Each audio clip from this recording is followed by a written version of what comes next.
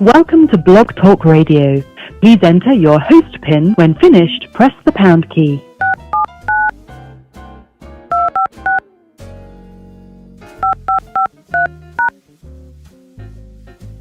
To start your show now, press 1. To hear important Your show will go live in 5 seconds. 4, 3, 2, 1. Blog Talk Radio. Nobody take no cornbread from me.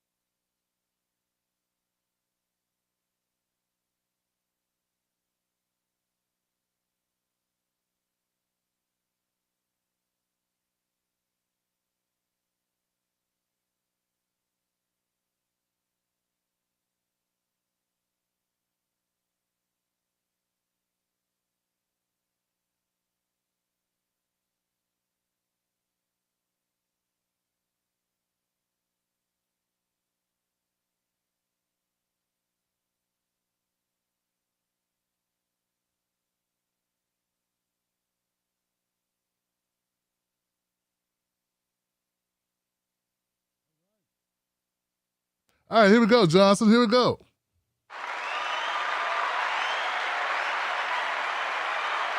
Yes, here we go. All right, we're good to go. All right, folks, how you doing? My name is Tim Black. Welcome to the Tim Black Show. Glad you could tune into this show, that you could be here tonight.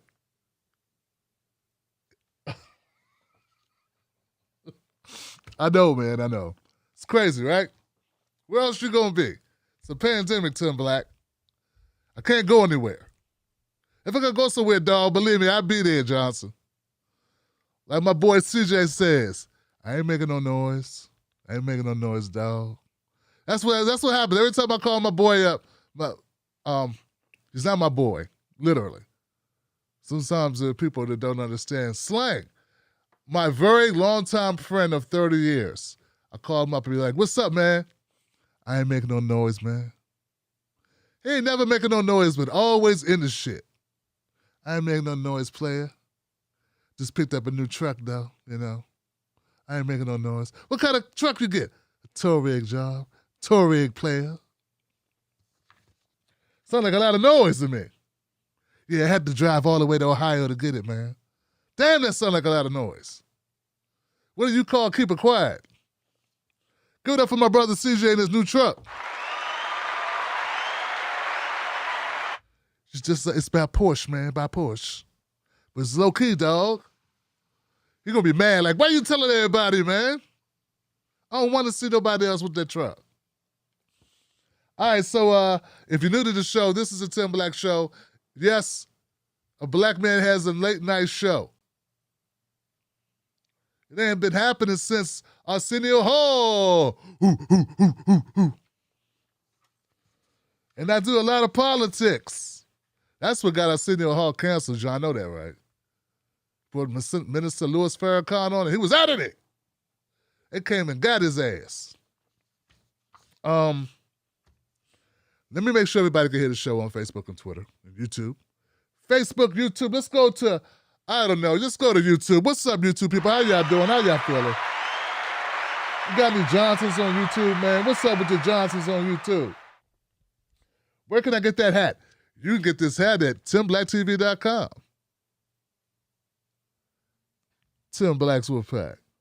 What is going on, Tim Black's Wolfpack? Lady Jackie in the house. Alex E. in the house. Black Magic in the house. Lisa Friedman in the house. Garrett Brown in the house. Yes, yes, yes. The Wolfpackers assembled. Diana M16 and Mary Warren holding it down. Tunes E. Tunes E, what's up? Brad Bloom got that wrench out. Brad came to do some regulating. Regulators, mount up. Regulators. That's an old movie. All I remember is that line. Mount up. Oh. I used to, like, I never was into Westerns like that, but I like when the horse get a little funky with them and they be like moving forward and moving back. Whoa, whoa. That shit look cool, don't it? Oh, whoa, whoa, whoa, whoa. Whoa, motherfucker. Whoa. All right. Hey, man, I'm going to have fun sometime, man. Y'all not going to have me on the verge of, like, losing my mind, because a lot of the news I've been covering is very sad. A lot of death, a lot of mayhem, a lot of destruction. I got to have a good time. What's up, Kim Kim? What's up, Music is Life? What's up, Julian the Machine? What's up, David Melford? What's up, Zachary Rivera? What is the going? Zoe Gary Webb in the house. Why I got this headphone in? I don't need the headphone right now. That's later. Phone number's up already, guys. What up, Calfiny. 321 in the house. Calfiny 321 in the house.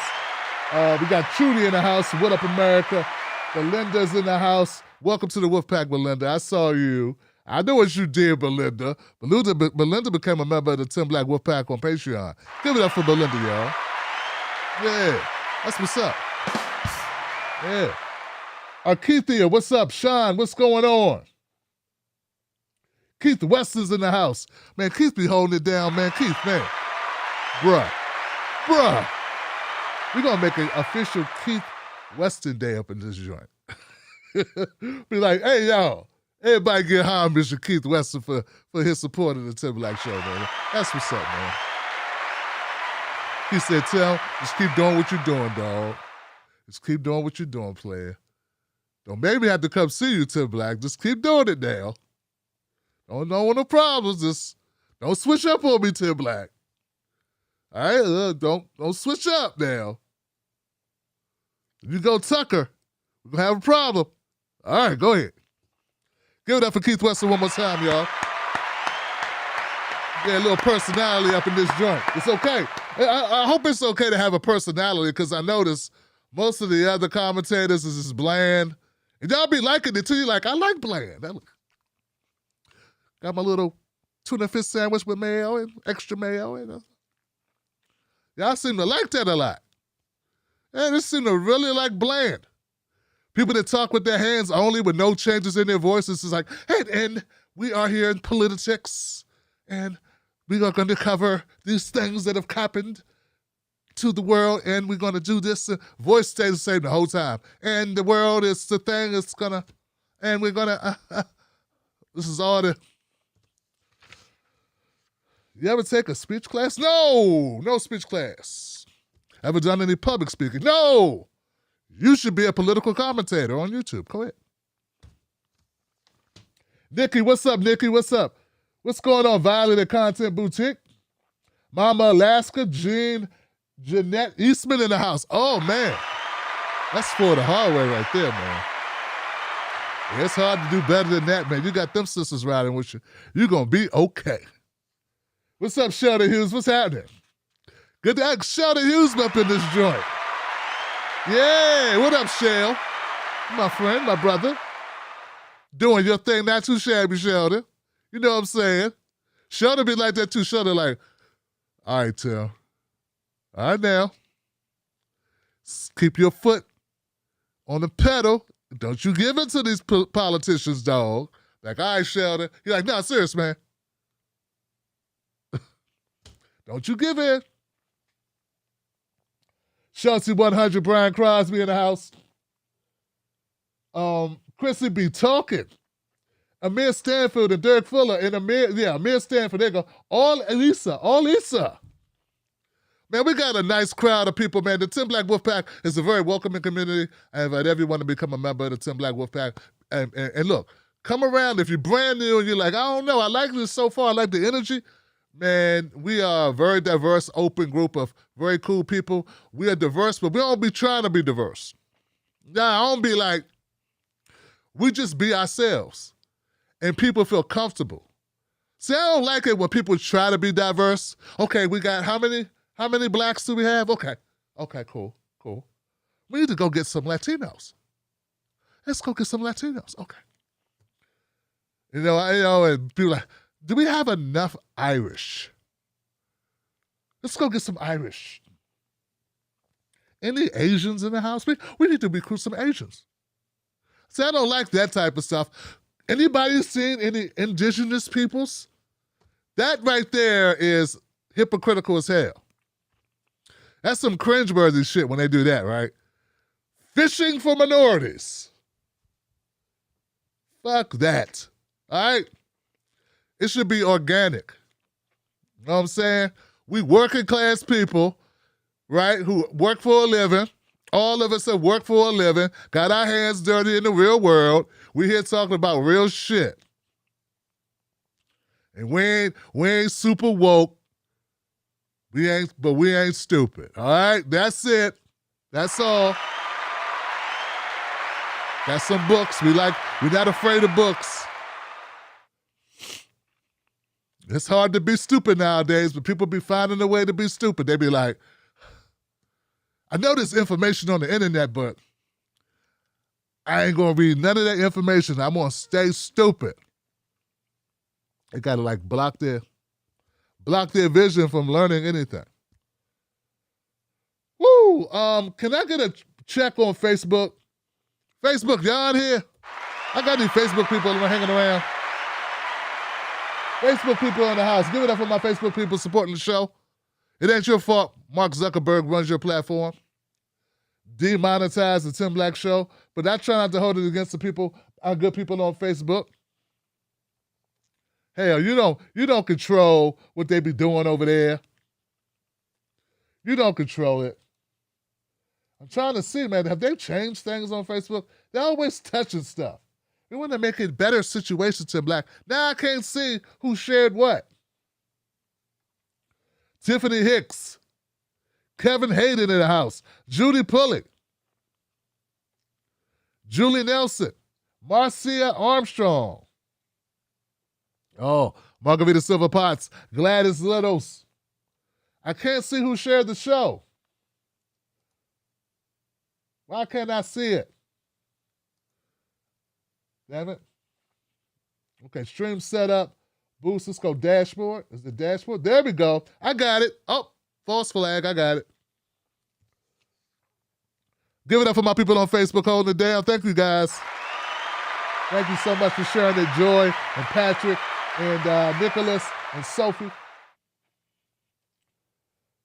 Oh, Sophie Malikos is a supporter for over 1 year, y'all. Give it up for Sophie Malikos.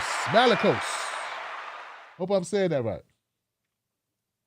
Also, celebrating a 1-year anniversary is none other than Cynthia Davis, ladies and gentlemen. Cynthia Davis. Give it up for Cynthia Davis, y'all. Sophie Melikos and Cynthia Davis. If you contact me, I'll send you a hat, a mug, or a shirt. Pick which one. That's right. Just for showing your support for the Tim Black Wolfpack. 1-year anniversary, Johnson. 1 year. All right, guys, here we go. This is it. Now, contact me at tim@timblacktv.com. tim@timblacktv.com. Woo! Okay, guys, now look, this is how it's going to work tonight. I have an update for the George Floyd trial. And that's wild, right? I said George Floyd trial. It's the Derek Chauvin trial. But you would think George Floyd was on trial because most of it's been focused on how bad George Floyd was. Yeah, they try to make it all about George Floyd. I got an update for that, but we're going to do that next. We're going to do that in a minute. Okay, first I'm going to get to a couple things that happened recently. We got to cover the news, okay, as well. So we're going to do both. This is it. We multifaceted on this show. We're ambidextrous. We can cover more than one thing at one time. Let's get into that. We looking good here? All right, guys. It's out my way. Got my bearings. Okay, good. Check it out, folks. So today I was watching the George Floyd. Today while watching or after watching a lot of footage on the Derek Chauvin trial, I was still online. I was still listening, and for some reason, like I got autoplay, right? So it autoplayed to a press conference, a White House press conference. And during that time, the White House press secretary, Jen, was talking. And something kind of crazy happened, guys. And I'm just going to let you find out what I found out. When I found it out in the same way I found it out.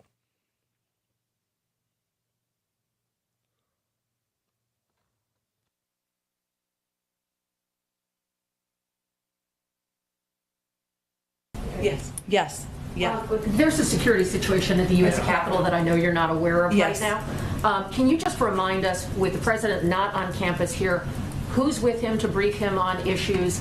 There's a lockdown going on right now. There are reports of gunfire. That's all I know from sitting here. But can you just remind us of, when the president's not here, how he's informed of these things? Absolutely. I'm not aware, as Kelly acknowledged, of the situation at the Capitol. The President of the United States always travels with a national security rep, of course, with somebody who serves as essentially an acting chief of staff, typically a member of the press team who travels regularly to kind of reconstruct the team that's around him in the White House. And there have been some changes to the perimeter outside here, with the vice president no longer in residence at the Blair House. Anyone aware if there's any change in posture to the security here at the White House? For currently, in response to the events right now, I don't have any update, but we will venture to get one for you should there be an impact. Thanks, everyone. Would you come back out to brief us? Yeah, absolutely. Absolutely. Can Thanks, everyone. Can you let us know who's with them, if possible? I can. Thank Yep, you so I much. certainly can. Thank you. Thank you. Appreciate it.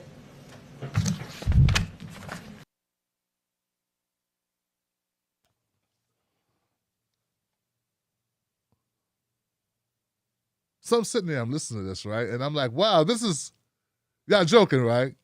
Y'all joking. This ain't real.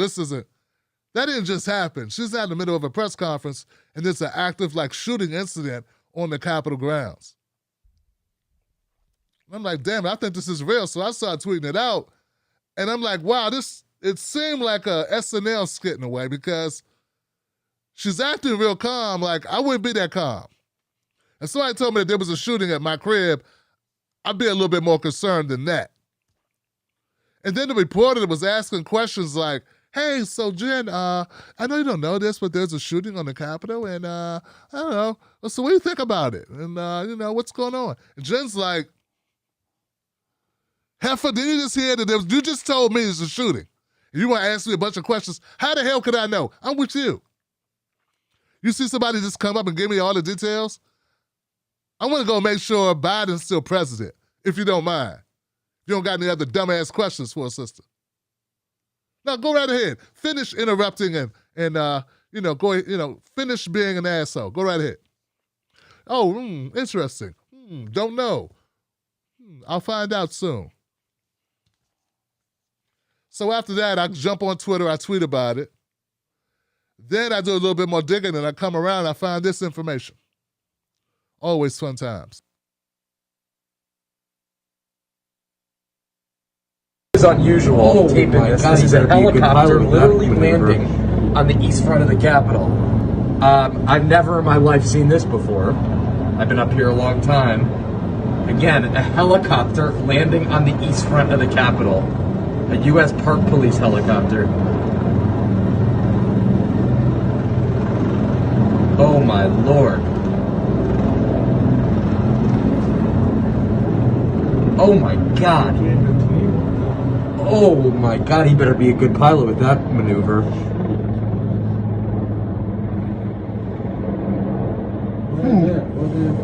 I don't know, man.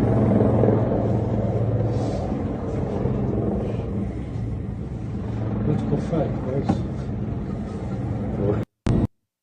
So, yeah, so that's... So now I'm getting convinced that this is all real, this is not a joke. It's not trending on Twitter. And in my thread on Twitter, people are like, what's going on, man? I don't know what's going on. And is this really real? Is this really what's going down? So then I started hearing reports, on CNN and MSNBC, that there is something that took place. And then I found a clip on Fox News that gives me a little bit more detail.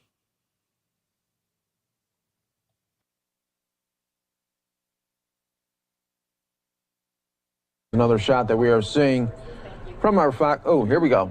This is tape playback of the scene. We got tape playback now, everybody. We got tape playback of what was happening here. This is moments ago. This is when they were putting a body onto the stretcher of one of the officers here. So viewer discretion is advised, but we wanted to bring you this tape playback as we were getting it in. Okay, now Fox News is reporting suspect drove into the Capitol officers and had a knife when they exited the car. That's something new that Fox News is just reporting. Suspect was shot after hitting the officers. Fox News also reporting that as well. You're taking a look here of how it all unfolded moments ago within the last hour here. Critical situation as they were taking... That could have been the suspect right there. That could have been the suspect there that they were taken away because that suspect was shot. But this is, viewer discretion is always advised, everybody, and sometimes, we get this. Okay. All right. So, this is getting real. Very real. Almost too real. It appears it was a shooting that took place. Absolutely. Man crashes through the barricade or attempts to crash through the barricade, hits a couple of U.S. Capitol police officers, and got real quick. Here goes.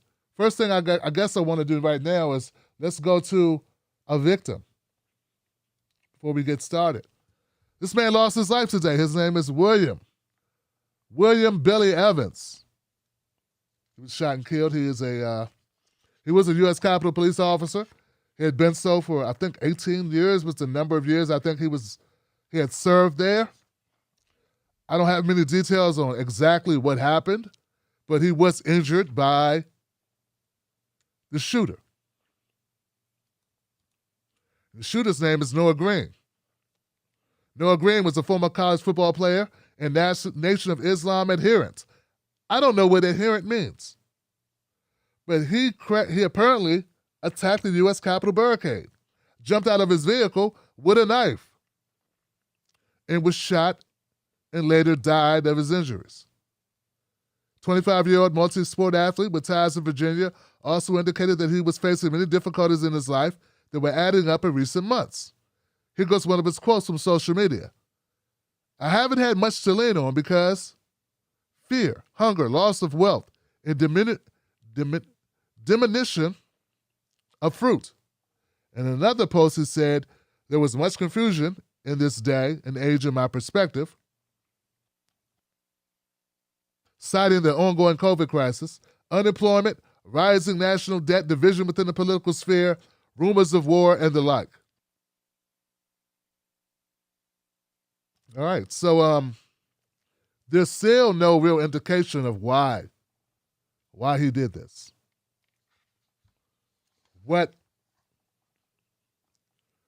All I've seen is information that he was a supporter of Nation of Islam Minister Farrakhan, but I don't know what that means. There's no information that he worked with Minister Farrakhan, that he was a friend of Minister Farrakhan, they ever met Minister Farrakhan, just that he reposted stuff for Minister Farrakhan. I guess if he would have posted stuff about the Wu-Tang Clan, we would have been a Wu-Tang adherent. I don't know.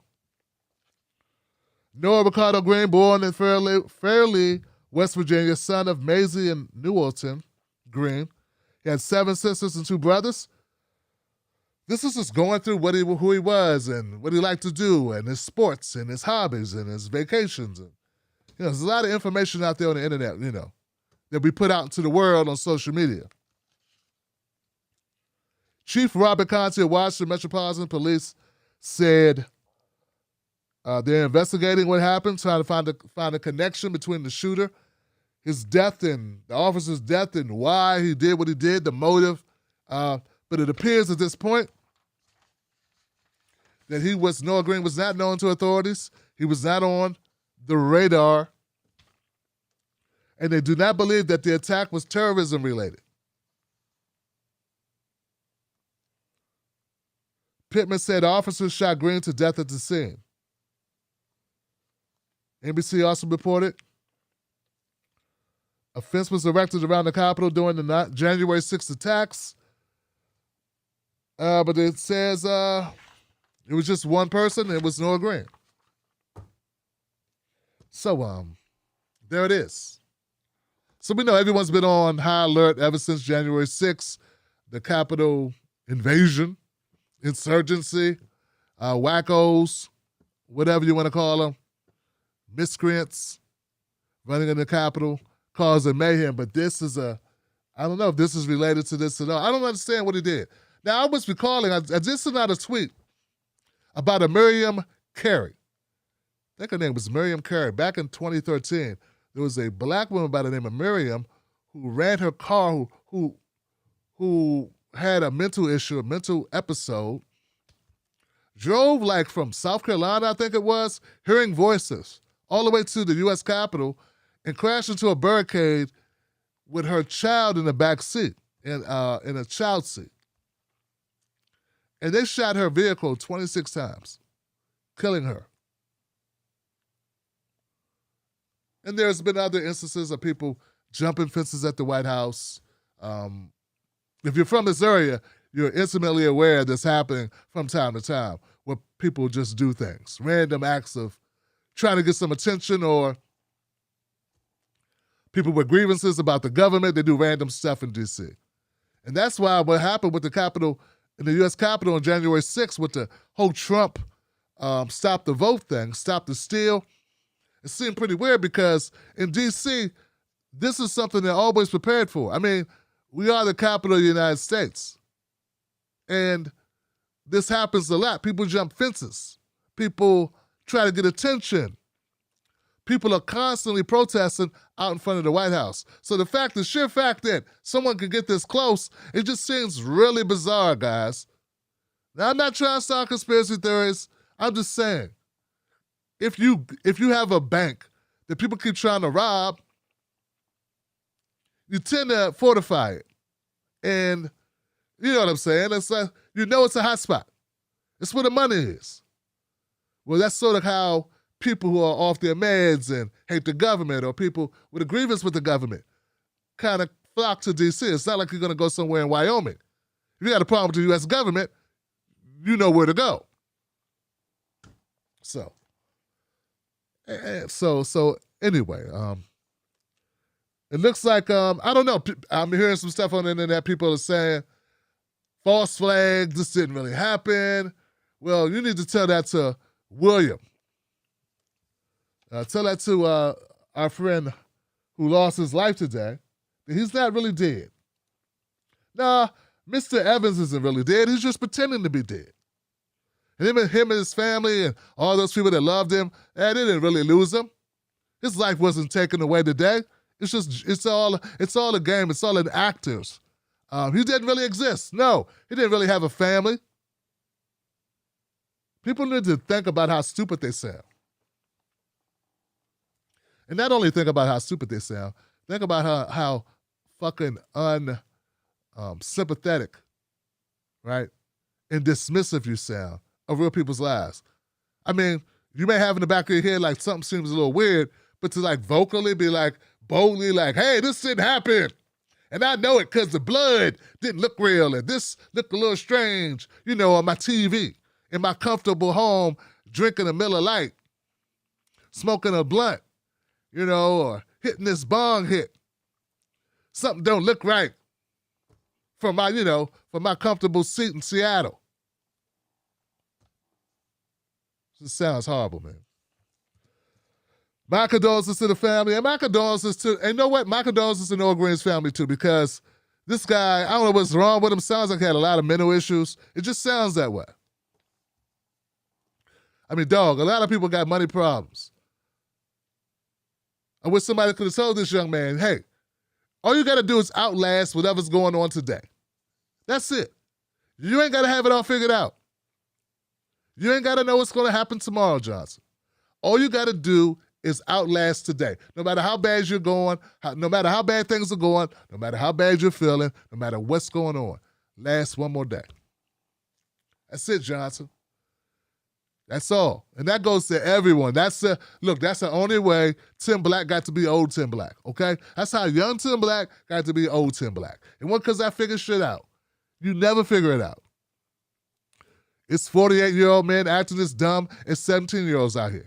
It ain't about age. It's about outlasting your problems. And then being in a place where you can put them in perspective. There's very few problems that are as bad as they are today won't seem smaller a year from now. What you don't want to do is throw it all away. All right, let's go to the next story, Johnsons. Give it up for that. Brother sound a little bit of philosophical. I might end up being a role model. I keep this up. You know what I'm saying? I might save somebody's life. Tim Black.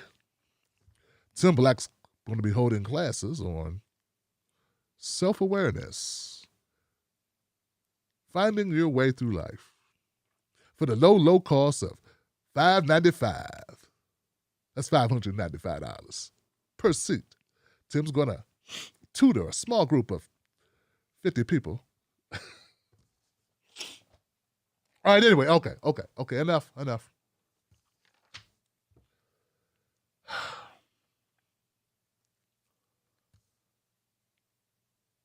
There's a lot going on in Chicago. Way too much going on in Chicago. Hell, I'll just go to this. The young man was found or identified as 13-year-old Adam Toledo, found dead in Chicago after being shot by police. They could not identify him. He's now been identified as a 13-year-old young man. Here's this horrific story.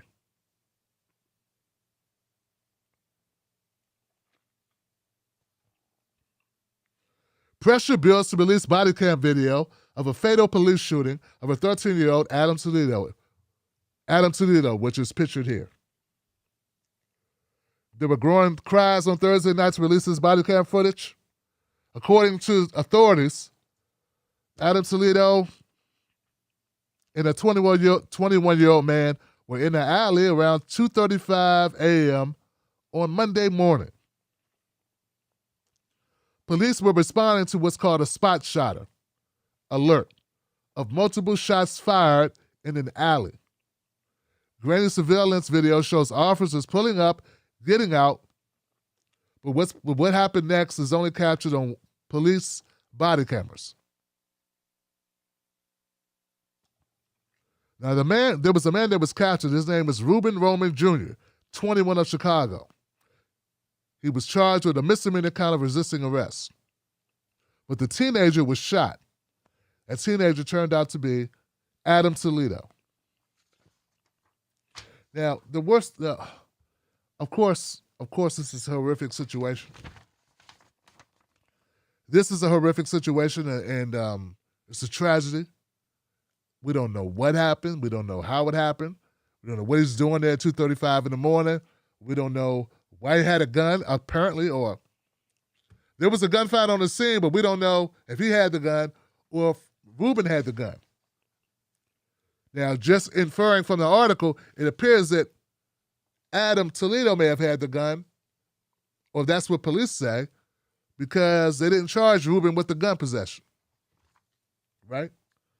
I don't know. All I have here is that the officers observed two subjects in the alley. One subject fled on foot, which resulted in an armed confrontation. Both people were male. One of the two was armed, fled from officers. One shot was fired, striking the young man in the chest. There's so much discrepancies about this so far as that it took 2 days before the medical examiner and police could identify Adam Toledo. So his mother and family were looking for him and looking for him. And finally, they get the knock on the door. His son was killed in the shootout. Mom says she had no idea he even had a gun. They don't even know he had a gun, or they have no knowledge of him having any weapons. So it's a horrific story, guys. About the body cam footage. People want the body cam footage released, but there are some technicalities considering the fact he was a minor. That's what they're saying. Something about minors and releasing footage and the rights of the deceased. And it says, while the investigation is ongoing, it's a critical important that COPA release relevant videos first to the family and then to the public as quickly as possible. Neither COPA nor CPD have said whether Toledo had the gun, pointed it at the officers, or fired a shot. But they insist that the officer who shot fired to protect himself, which is what they always say. Toledo's family set up a GoFundMe to pay for his funeral expenses. COPA said it's working all legal avenues to get the video released, but laws regarding juveniles prohibit it. So that's what it was. I don't know. There's some rule in Chicago about releasing footage. It's against the law to release footage with juveniles. I don't know how that works. If you can release the footage to the parents, and the parents can release the video, right? I don't know if they release it or just show it to them. Do you get a copy of the footage, or do you just get to see the footage?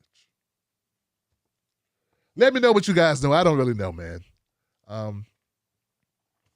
If this story becomes more of a story, if for some chance they shot this young man in cold blood, if he didn't have the gun, if we get the footage released and he's not a threat, I will follow this story up. My condolences to the family of Adam Toledo, and it's a horrific story. And I mean, what the hell is going on, Johnson? All right, guys. Are we ready? Are we ready? We are ready. Okay. So let me get down to the latest. Now, you know, guys, I've been covering the Derek Chauvin trial, right? After the murder, the cold-blooded murder of George Floyd, I've been covering that trial. We're on to day 5. I keep saying that today was a very important day because every day of this case is a very important day. But I have to say, each day has been important in different ways. Okay? Today was important because the testimony of one man, a lieutenant in the police force, in the Minnesota Police Department for over 30 years, his name is Richard Zimmerman, Folks, Richard Zimmerman's testimony today, amazing. Amazing testimony. Folks, I'm going to go out on the limb and tell you this. If there's a conviction in this case, of Derek Chauvin, it will be contributed in no small amount to the testimony of Richard Zimmerman. Lieutenant Richard Zimmerman did such a good job up on the stand that he almost restores pride in the name Zimmerman. Okay? Because we know it's taking a hit. If your name is Zimmerman, I know you're like, man, I don't even want people to know my name. Be like, we have a Mr. Zimmer right here. Gotcha. You don't even want people to say it out loud because of that asshole from Florida. Well, folks, Lieutenant Richard Zimmerman did such a great job of articulating what police officers should do. He has the credibility of 30-year career, of the esteem of his fellow officers. He did such a great job of articulating how you conduct law enforcement that, folks, damn it. Okay, enough of me talking about it. Let's go to the film. I got a clip of Mr. Zimmerman talking about the use of force. Amazing.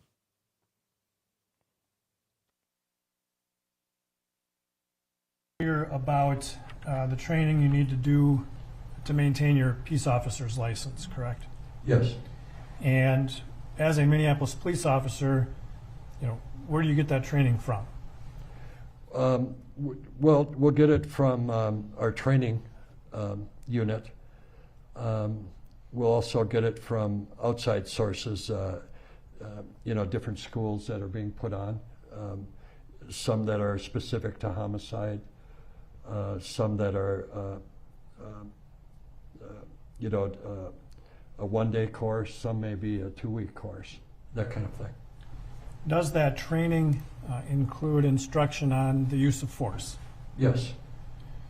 And how often do you get instruction on the use of force? Once a year.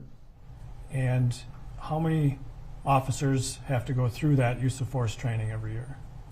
Every officer on the police department. That includes the guy who's number one in seniority? It includes me, yes, absolutely. And when you, let me ask it this way. Are there also Minneapolis Police Department policies about the use of force? Yes, there is. And are you required to be familiar with those policies? Yes, you are. And when you do that use of force training, does it cover the policies as well? Yes. Do you also do some physical activity, taking people down and rolling around? Yes, we have a mat that we use at our SOC center, and it's like a huge wrestling mat. And are you familiar with the use of force continuum? Yes. Is that part of the Minneapolis Police Department use of force policy? Yes, it is. Can you just describe in general what that means to the jurors? Yeah, so basically the use of force continuum is guidelines, or it's policy actually, that we have to follow. And it's when, for instance, when you arrive at a scene, no matter what the scene, the first level, the lowest level, would be just your presence at a scene in uniform. The next step up may be your verbal skills that you've learned to help diffuse a situation or learn information about whatever the situation is. The next step would be like a soft technique, escorting the person by their arm, that type of thing. The next level would be a hard technique. That's where you would use your, you maybe have to use your mace or handcuffs, that kind of thing. And finally, the top level on the continuum is deadly force. And so those levels change, how, under what, or for what reasons might that change? Yeah, well, if you're, say you arrive at a scene and somebody's pointing a gun at you or shooting at you, of course you go to the top level, and that's how they may change. So it's relative to the threat. Right, yes. And are there different kinds of force that officers can use? Yes. And have you ever, in all the years you've been working for the Minneapolis Police Department, been trained to kneel on the neck of someone who is handcuffed behind their back in a prone position? No, I haven't. Is that, if that were done, would that be considered force? Absolutely. What level of force might that be? That would be the top tier, the deadly force. Why? Because of the fact that if your knee is on a person's neck, that can kill him.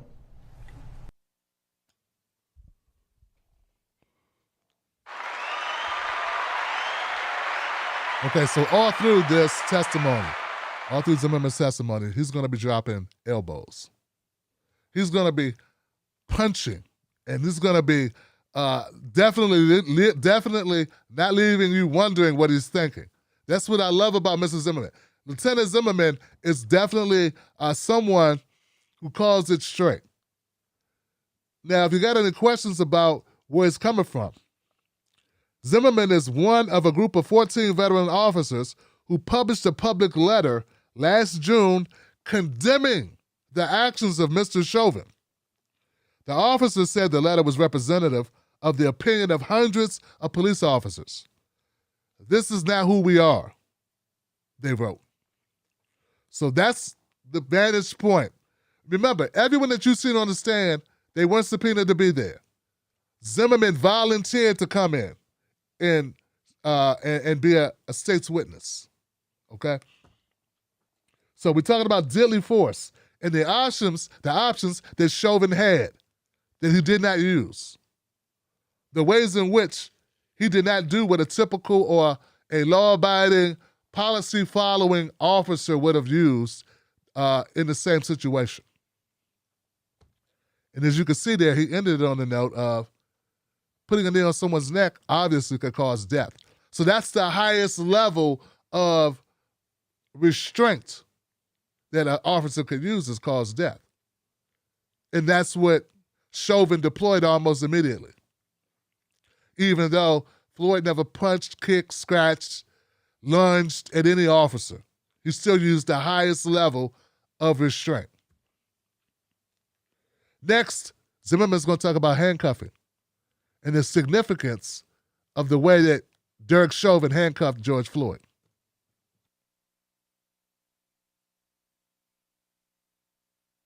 As an officer, according to the training, you handcuff somebody behind the back.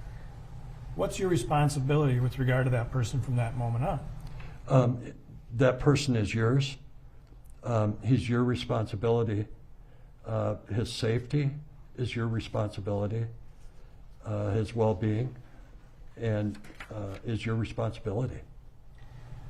Once you handcuff somebody, does that affect the amount of force that you should consider using? Absolutely. How so? Once a person is cuffed, the threat level goes down all the way, to they're cuffed. How can they really hurt you, Well, certainly there could be circumstances when a cuffed person could still be combative. Oh, absolutely, yeah. But you getting injured is way down. What do you mean by that? Well, if you're, you could have some guy try to kick you or something, but you can move out of the way. That person is handcuffed. you know, and they, the threat level is just not there. So by handcuffing somebody, you've taken away some of their ability to harm you.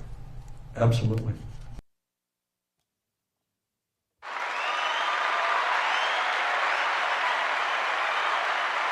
And if I was Derek Chauvin, I don't even want to say that. I'm sure Derek Chauvin was over there crapping his pants. See, all through this trial, man, they've been showing Derek Chauvin over there writing on his paper like he doing shit. Like he got something to write down except I'm sorry. I'm sorry I'm a scumbag. I'm sorry I don't deserve to live. I'm sorry my daddy should have wore a rubber. That's what he's writing, I hope. Because that's the only thing he should be writing. When you handcuff a suspect, that suspect becomes your child. You're not responsible because they are totally defenseless. And if you're going to apply pressure to them, you better have a damn good reason for doing so because they're incapacitated.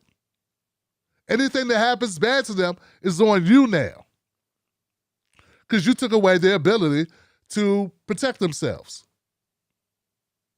And as Zimmerman pointed out, the threat is reduced dramatically once you handcuff someone. I mean, how many kicks can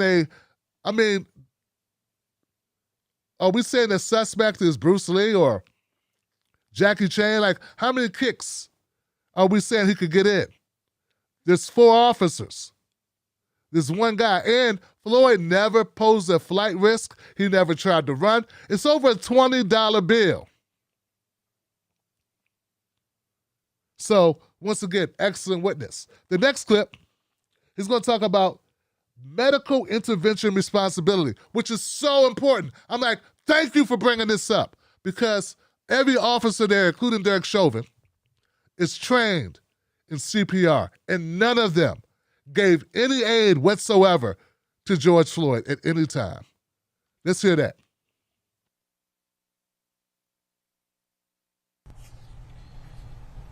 In your training as a Minneapolis police officer, are you provided with training on medical intervention? Yes. I assume you're not, taught to be paramedics, but you receive some level of training. Yeah, we're first responders, I think, is what our category would be. Does that include doing what we think of as CPR, chest compressions? Yes. And how often is that part of your training? CPR, it's like every other year or so. And as part of your training within the Minneapolis Police Department policies, is there an obligation to provide medical intervention when necessary? Absolutely. What is the general teaching that you get with regard to medical intervention? Well, again, it's been that you need to provide medical care for a person that is in distress. And would that be true even if you've called an ambulance to come to the scene? Yeah, absolutely. The ambulance will get there in whatever amount of time, and in that time period, you need to provide medical assistance before they arrive.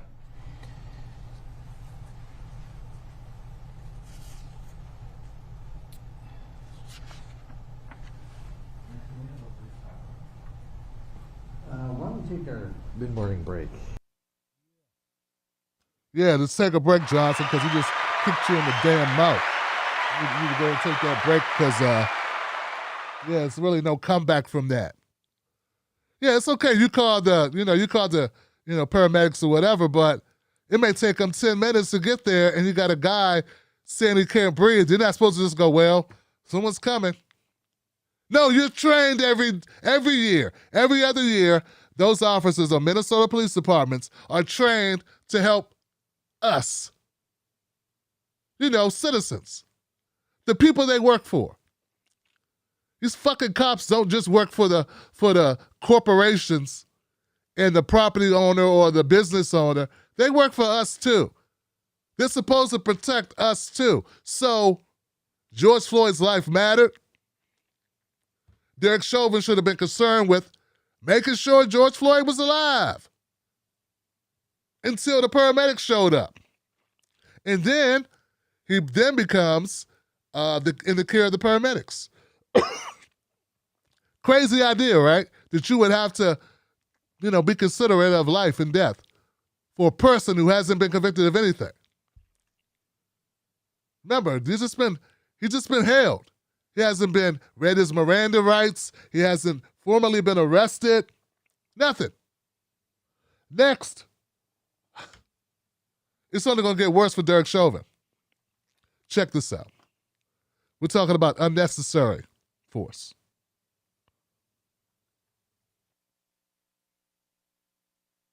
So, based on your review of the body-worn camera videos of the incident, Yes. and directing your attention to that moment when Mr. Floyd is placed on the ground, Yes. what is your view of that use of force during that time period? Totally unnecessary. What do you mean? Well, first of all, pulling him down to the ground, face down, and putting your knee on the neck for that amount of time is just uncalled for. I saw no reason why the officers felt they were in danger, if that's what they felt. And that's what they would have to feel to be able to use that kind of force. So, in your opinion, should that restraint have stopped once he was handcuffed and prone on the ground? Absolutely. And I should add to that question then also that it appeared he had stopped resisting. I'm sorry? And it appeared that he had stopped putting up any resistance. Absolutely, I would stop. I have nothing further, Gar. Yeah. I told you he was a great witness for the prosecution. It don't get no simpler than that. Totally unnecessary. Totally unnecessary. And once you stop putting up any resistance, then you stop your restraint. You don't restrain someone who's already stopped. Resisting arrest. If he resisted, he just said, please lay me on the ground. You let him on the ground. If he just laying on the ground, there's no reason to put a compression to his neck or his back or his legs if he's just laying on the ground. So this got horrible for Derek Chauvin. Once again, I don't know who's working the cameras. I wanted to see his face because up till now, Derek Chauvin and his attorney have been stone-facing it and acting like nothing's going on. I got a feeling there would have been some emotional reaction from Derek Chauvin if they would have been able to show us that. So at this point, this is when Derek Chauvin's lawyer wants to have a few words. He wants to do a cross-examination. And he's going to try to throw everything against the wall. And it's not going to go so good. But here it goes. From their past career, agreed? Yes. So things like fighting with someone, and what's the probability or possibility that that person is going to continue fighting with you in the future, right? Even after you have them subdued. I don't know. I don't think I can agree to that totally, but okay. I understand what you're saying. There are circumstances where after a person is rendered unconscious and then you perform, you revive that person, that they are more combative than they were initially. Agreed? Oh, yes. Mm-hmm. Yeah. And again, in terms of your own past experience, an officer's own past experiences, they're taking that into consideration as well. Sure. Now, you testified that you were never, you have never been trained as a Minneapolis police officer to use a knee on the neck of a suspect. That's correct. You would agree, however, that in a fight for your life, generally speaking, in a fight for your life, you as an officer are allowed to use whatever force is reasonable and necessary, correct? Yes. And that can even involve improvisation. Agreed? Yes. Minneapolis Police Department policy allows a police officer to use whatever means are available to him to protect himself and others, right? Yes. So if there's a paint can sitting on the table and someone is attacking, you can use that paint can as a weapon. Yes. And in fact... Hold on, man. Hold on, Johnson. Where we at? 140, 145. Okay, I got to come back to this. I got to say something here. This is a load of dog shit. Oh, yeah, a load of dog shit, Johnson. This attorney, this slime ball lawyer, first of all, he's using a lot of what ifs. Hey, what if my client thought that Floyd, he may be unconscious, but what if he wakes up? He wakes up and he breaks out and he gets mad and he kills everybody with his bare hands, even though he's handcuffed. That could happen, so you got to make sure, just in case he doesn't do that. Yeah, and what if Floyd wakes up after being choked to death and comes back to life and turns into a pterodactyl and starts flying above everyone and starts spitting fire and burns everyone up? We really would have wished we held him down then, wouldn't we? Hey, what if Floyd, he woke up all of a sudden after being choked out and just started shooting bullets out of his forehead? Like some strange cartoon character or something out of a Marvel superhero. One of the new X-Men that hadn't come out yet. What if that happened? Yeah, that's why we got to hold him down. I mean, this guy is just pulling any old random bullshit excuse he can make up. Just make up out of his fucking ass. This guy has the audacity to talk about fight for life. Well, you know, sometimes you got to do things you wouldn't normally do or things that you aren't supposed to do if you want to fight for your life. Oh, you mean Derek Chauvin in the fight for his life as he stood there very calmly with his hands in his pockets, killing a man? Oh, that fight for life? Who exactly is Derek Chauvin fighting? I didn't see him fight for his life. The man was handcuffed for 10 minutes. He barely moved a foot in 10 minutes. So we're going to keep going, but anyone in my comment section that's defending this piece of shit lawyer with his piece of shit cop, man, you just need to go where there's no lightning because you need to be struck down by lightning. This guy's full of shit, and so are these excuses that he's just randomly conjuring out of nowhere. Let's keep going. From their past career, agreed? Yes. So, training you've received to place your knee across the... I didn't... ...has you able and someone is attacking, you can use that paint can as a weapon. Yes. And in fact, you have been... This motherfucker act like he the equalizer. Just use the paint can as a weapon. ...trained in the prone handcuffing techniques, correct? Yes.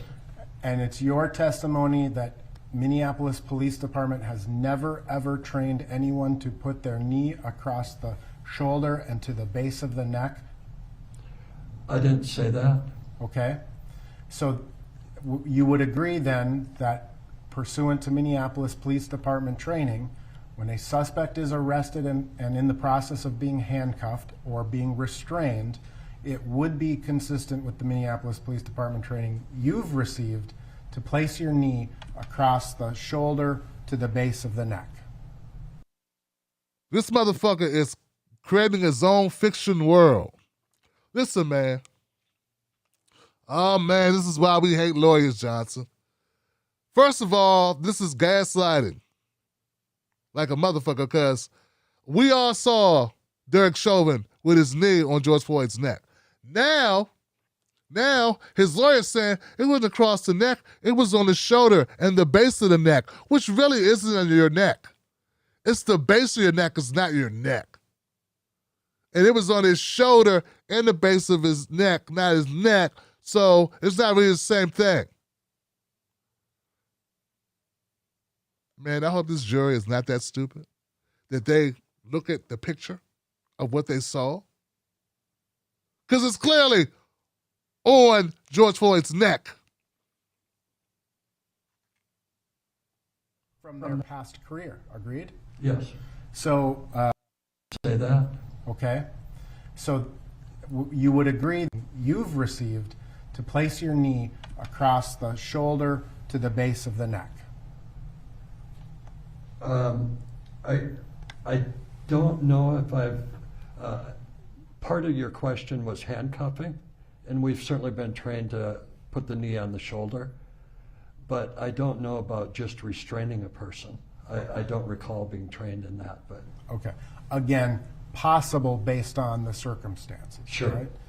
And when an officer is restraining a person and has called for EMS, have you heard the term that we're holding this person for EMS? Yes. Okay. And essentially that means you want to keep them in that position until EMS arrives because they're more capable to deal with whatever this situation is. Agreed? No, I don't think I would agree with that. Okay. How would you describe the term hold for EMS? Hold for EMS is that you are holding him for EMS or her. And sometimes people are held for EMS in a restrained position. Agreed? Yes, sometimes. Yeah.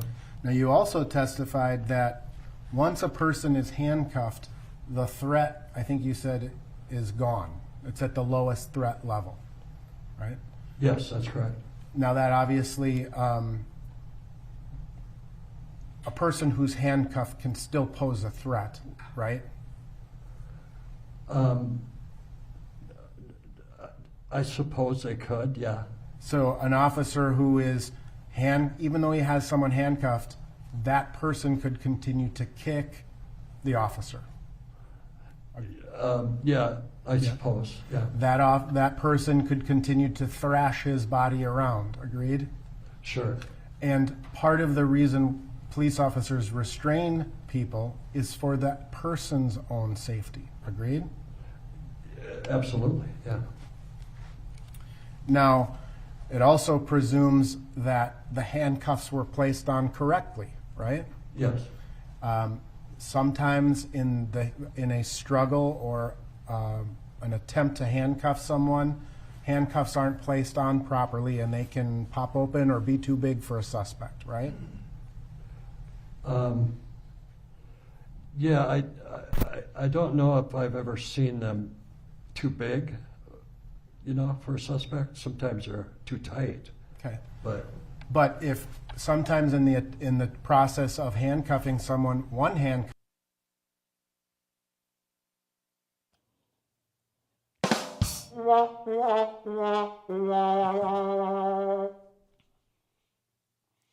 Man, I just want to smack his ass with a box of paper towels. Guy's full of shit, Johnson. He could thrash around. What if he start thrashing his legs around? Start doing a windmill like he's in Crush Groove or something.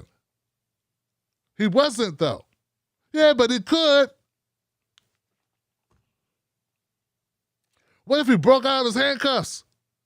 Yeah, I mean, I know he's handcuffed and it looks safe, but what if he broke out of his handcuffs? Like that guy on Netflix, the guy just busts out his handcuffs. Just bow, like the Hulk. Just, you know, because he's black, so, you know, black guys can just pop out their handcuffs. Then beat you with your own handcuffs because, you know, black guys are strong. Unlike me. I'm a cuckold. I'm an incel. And he could have done a MacGyver, Great Escape Artist type move and slipped the cuffs and threw down some stardust or something and disappeared. Fucking. And they were holding him for EMS, right? So it's holding them, right? No, we're waiting for EMS. That's what that means. That if you're choking a guy in the most dangerous way imaginable, which is putting all your body weight on their throat while they're in a prone position, that doesn't mean you do that till EMS comes. Restrain them until EMS comes. Does that mean you basically cut off their air supply for 10 minutes? It means, okay, hold tight, EMS is coming. We're going to wait for them. It doesn't mean, oh, I'm going to choke them till EMS shows up. God.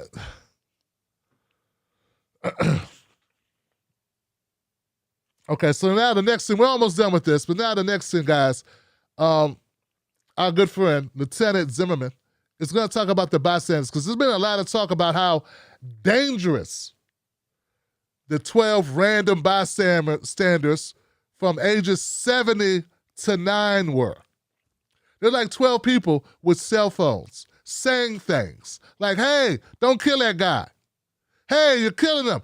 Hey, let him breathe. Like, that is so dangerous that the cops were saying, Derek Chauvin's like, I don't know if I couldn't do my job because I couldn't focus on Floyd because I was so afraid of the bystanders that were on the sidewalk. Here goes Lieutenant Zimmerman destroying that stupid basis, that narrative. From their past career, agreed? Yes.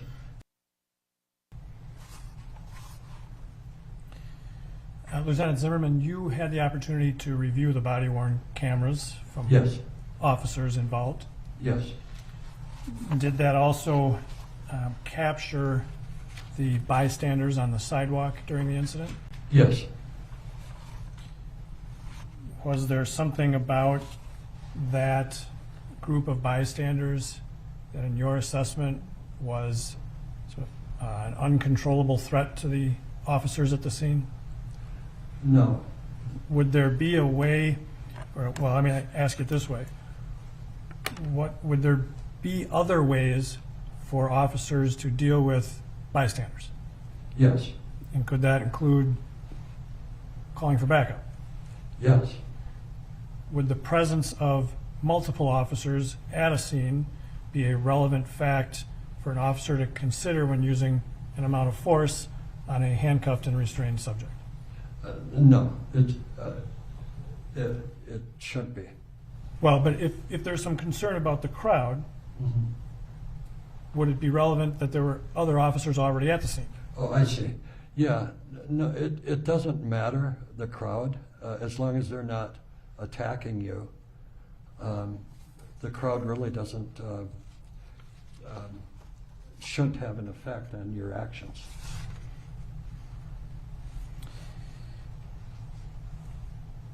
You were asked if the use of force training has changed over time. Yes. Okay. But you still get the most up-to-date training every year when you go to the use of force training. I do, yes.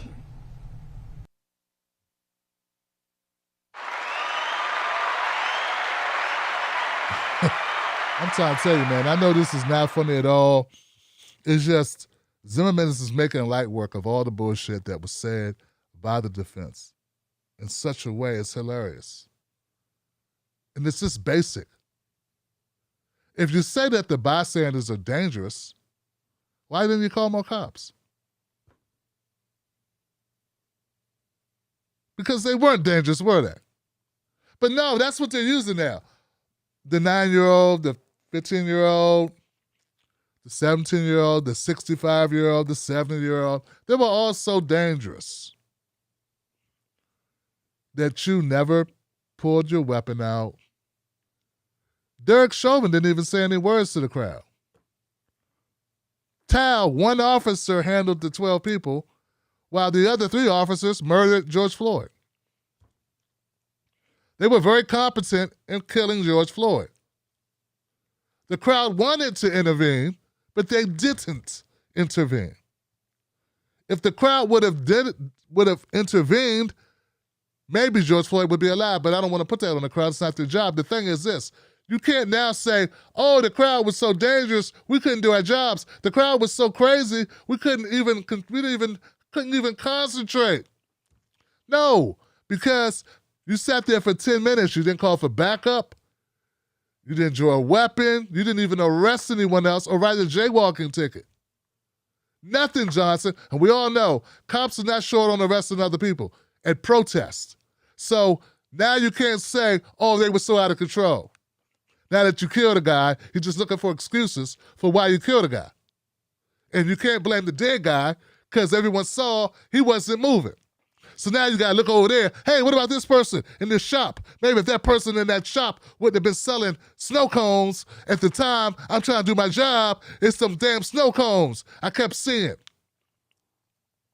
Folks, this is in a righteous world, in a just country. This shit would be a slam dunk. Slam dunk, that's it. But that's not where we live at, Johnson. We don't get the world we want, we get the world we have. And I understand that. This is my last clip of the night.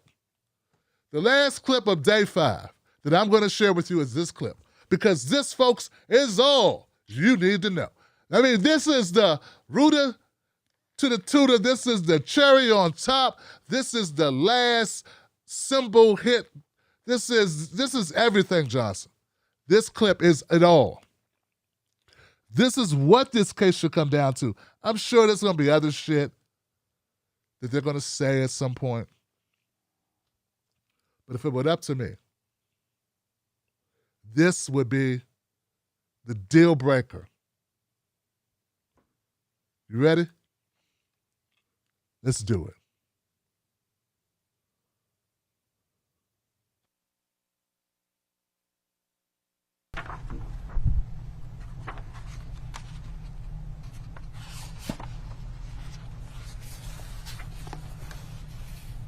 Based on your review of the body cams, did you see any need for Officer Chauvin to improvise by putting his knee on Mr. Floyd for 9 minutes and 29 seconds? No, I did not. I have nothing further, Your Honor. Any requests?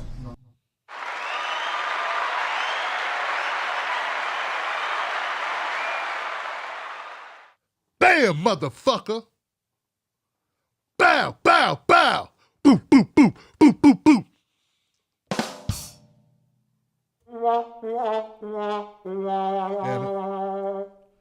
There was no reason for Derek Chauvin to apply pressure to George Floyd. Case closed, motherfucking face closed. That's it.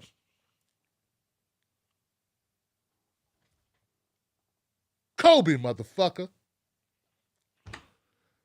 All right, guys, that's it. We're going to go to phone calls after this. Wow. Woo! Yeah. Feel good now. All right, let's go to phone calls, guys. Stay with me in 90 seconds. We'll come back. My first call is 206. Well, after we come back, I'm going right to you. What up, America? Booyaka.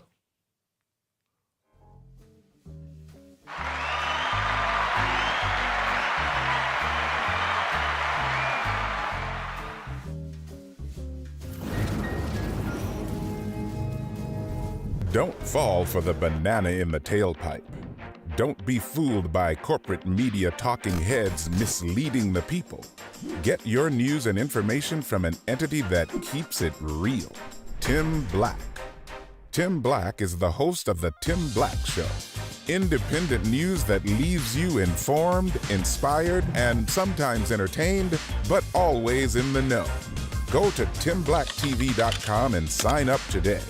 The Tim Black Show is news for people who can't stand the news. See you there.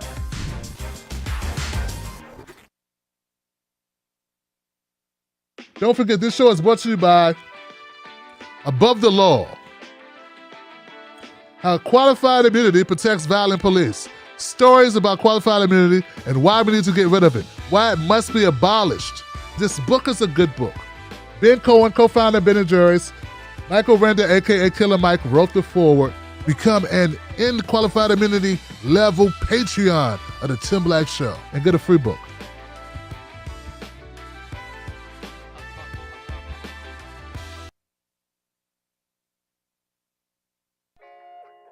Let me ask you something. Do they know us? When I say they, I mean the talking heads on cable news. Do they know you? I mean, they talk about the world as if it's a sport. They play political games, report on our pain, rack our brain to feed the stock exchange, but do they know us? Do they know what we care about? Nope. They're too far away. They can't see us. They can't feel us. They can't relate to us. See, when you want to know what's going on in your world, trust someone who lives in your world. Subscribe.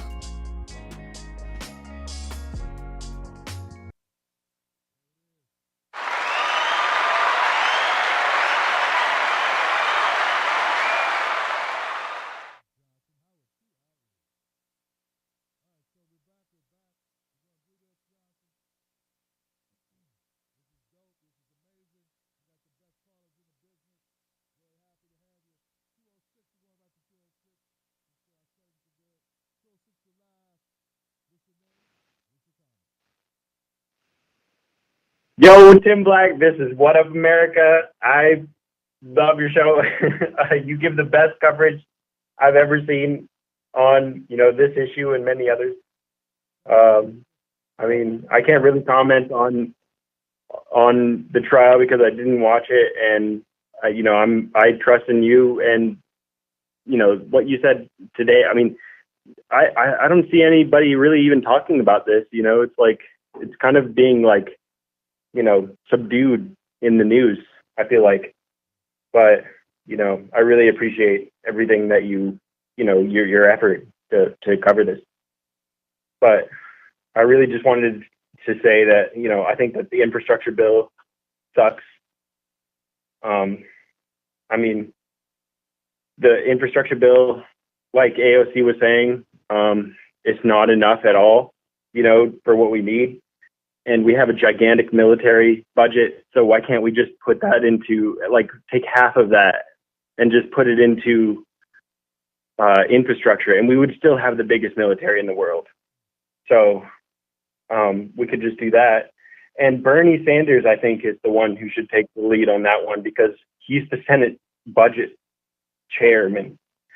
And so, he can really, he should be out there, calling people to task and saying, hey, we need to if we want to really make a good infrastructure bill, we should involve the military and have these military people who have training and shit and all this kind of thing to go and build infrastructure. We can take the military and directly put these people on the front line of our problem, and I mean, I'm seriously discouraged by AOC these days.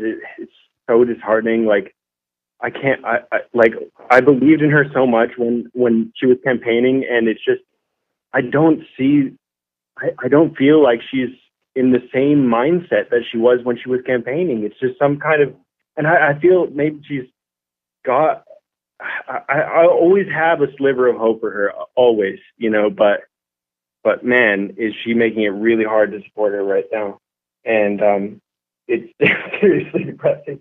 And, but anyways, the last thing I wanted to say was Joe Biden is as dangerous as Trump because he's deranged and he's going all out on war assassinations against North Korea, Iran, and Afghanistan. And we all have to pay attention to the foreign policy of this country because we are a menacing empire that is destroying nations around the world, and we need to take note of that. So thanks for letting me have the time. I love your show. Have a good night, Tim. You got it, brother. Thank you. What Up America, y'all? Give it up for him. My brother. Yeah. Yeah, I just decided I'm not going to, when I started doing this commentary stuff, man, when I started talking about politics, I was very skeptical, very hard on politicians all the time. I never gave any leeway to any politicians. Hell, we didn't trust no politicians. And it was my callers who was like, Tim, You got to trust Bernie Sanders. Look at his track record. Come on, Tim Black, cover Bernie. They talked me into it. They wore me down, folks. I had viewers who wanted me to find out who Bernie Sanders was and get into his message. That was back in the end of 2015.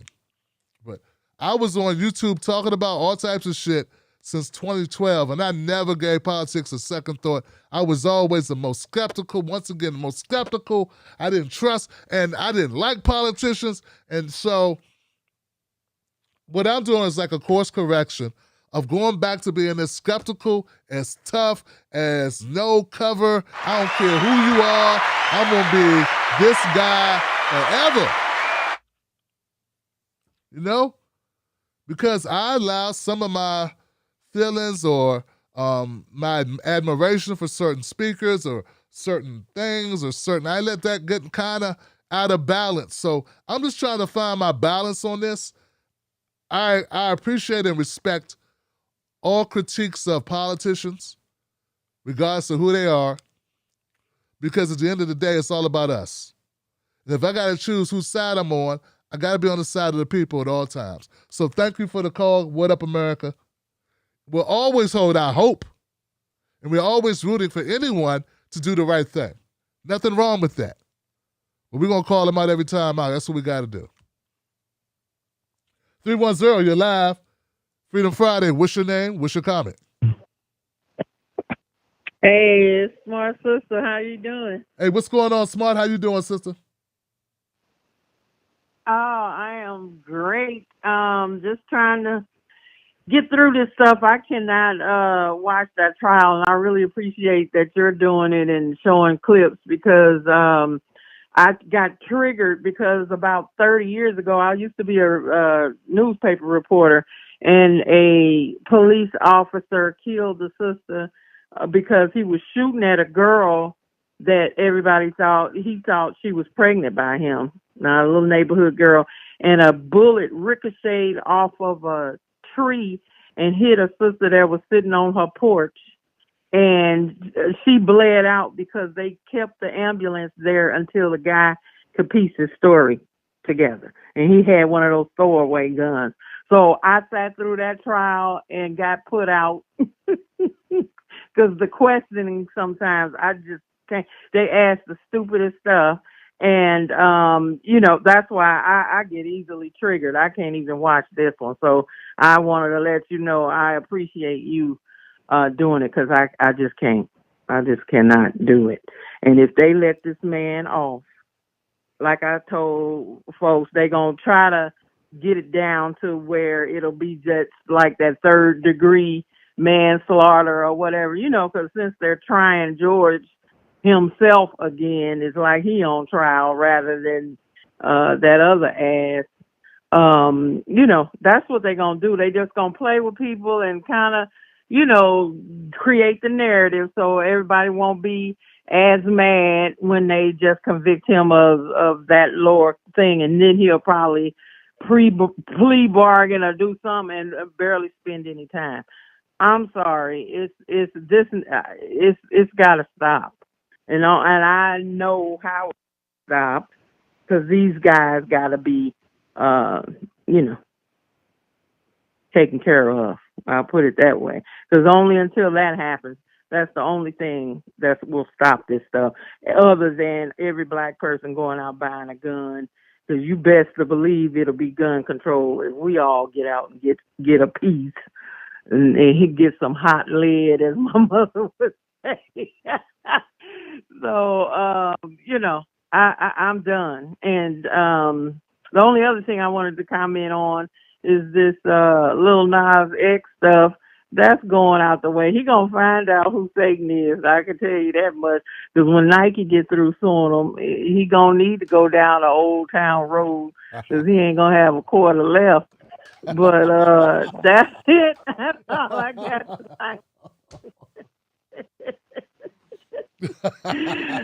Oh, shit. Oh, man. Give it up for Smart Sister, y'all. Damn. She said he gonna be living on Poor Town Road when they get through with his ass. He literally gonna be living on the road. All outside, just outside, just. Oh man, they're gonna get him, but they're gonna get that guy who made the shoes or something to design. I don't know, man. I don't know. I don't know what's gonna happen, man. But I'm telling you, man, people gotta learn. If you don't like something, don't talk about it. Like these people are so triggered by Lil Nas X, they made him a multimillionaire overnight. You know, that's all they did. It's like, I saw him on Instagram like, yes, the haters are here. Woo! He was so excited that people were mad.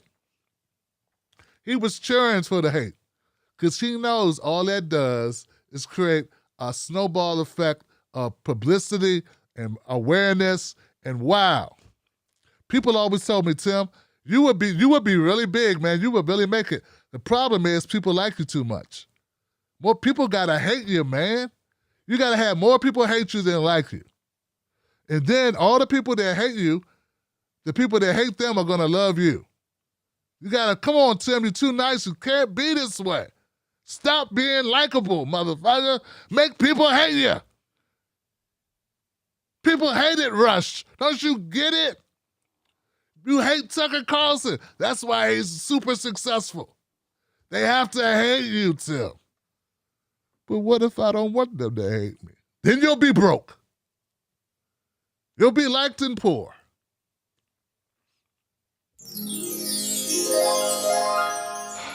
So that's what Nas is doing, man. He's just following the rules. The same rules Candace Owens follows and Tommy Lauren follows. It's the same, Bill O'Reilly. It's all the same playbook, Johnson. Laura Ingraham. She knows you hate her. She wants you to. Hate her. All right, I'm going to go next call, man. I appreciate your patience. 810 on the house. 810, you're live. Freedom Friday. What's your name? What's your comment?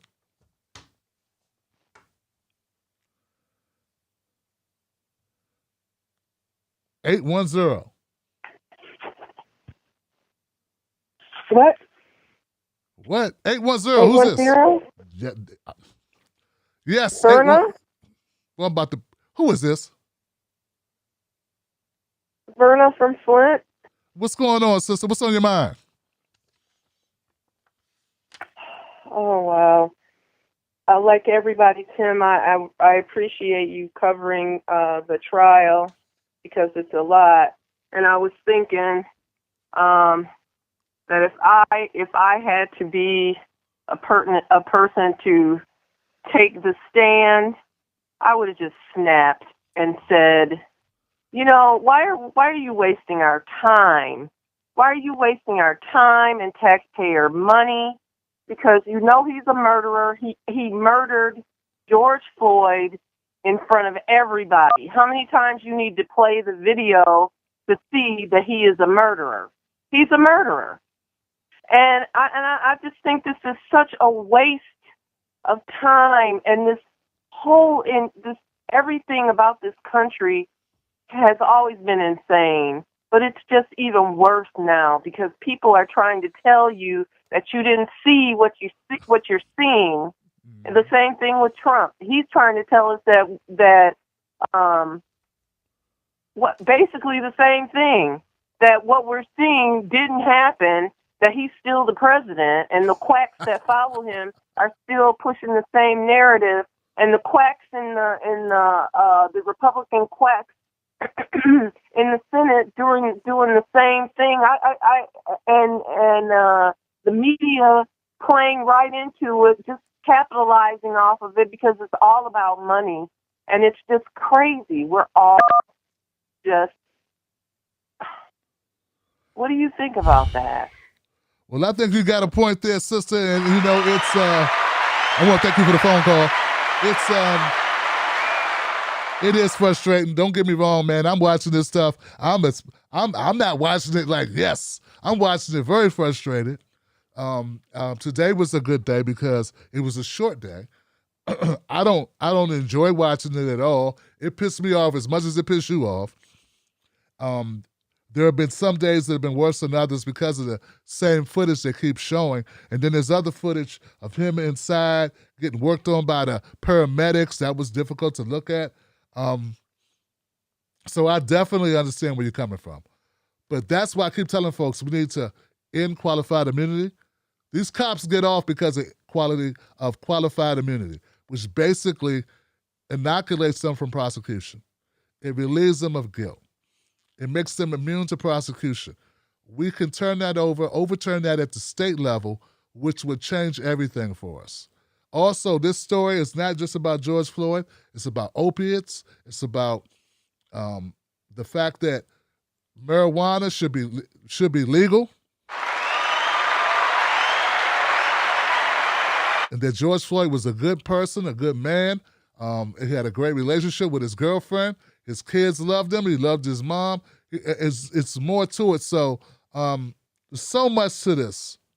It's about the corruption of the Minnesota Police Department. It's about the good officers that are coming forward, who are not being subpoenaed, who are calling out Derek Chauvin. They're not paid to be there, and they're going to face backlash. It's about the witnesses who came forward, who were not subpoenaed, who volunteered to come out there and talk against the cops and stand up. It's about the EMT that argued with the police that says you need to get this man life support, who then called the cops on the cops. It's about the 911 operator who called her supervisor when she saw the film in real time and said, this is wrong, what's going on, and put it on record that she didn't agree with it. It's about all those things, man. It's about the kids that came out of the store who tried to stop the cops and had to be dragged back inside. Like, there's a lot. It's all about what you focus on. And this, we have every right to be pissed off, have every right to be mad, frustrated. We're all traumatized by it, but there's a lot more to the story, man. I could write a book about all of the nuances involved in this case, and still so much more to learn. So I want to thank you for the phone call, and I want to thank you all for appreciating my coverage of it. But I ain't doing nothing more than my job. This is what I do. And George Floyd and his family, and all of America, and all of us in the next George Floyd, we got to prevent that. We got to prevent future George Floyds. I'm gonna go to the next call though. 408, you're live. What's your name? What's your comment? Hey, it's Alex from Berkeley. What's up, Tim? What's up, Alex? Oh, man. My brother. Oh, it's been too long. There's been so much depressing shit on the news, man. You've got a motor, Tim. I'll give you that. I can't stomach Derek Chauvin, and I don't want to talk about him. It's too painful.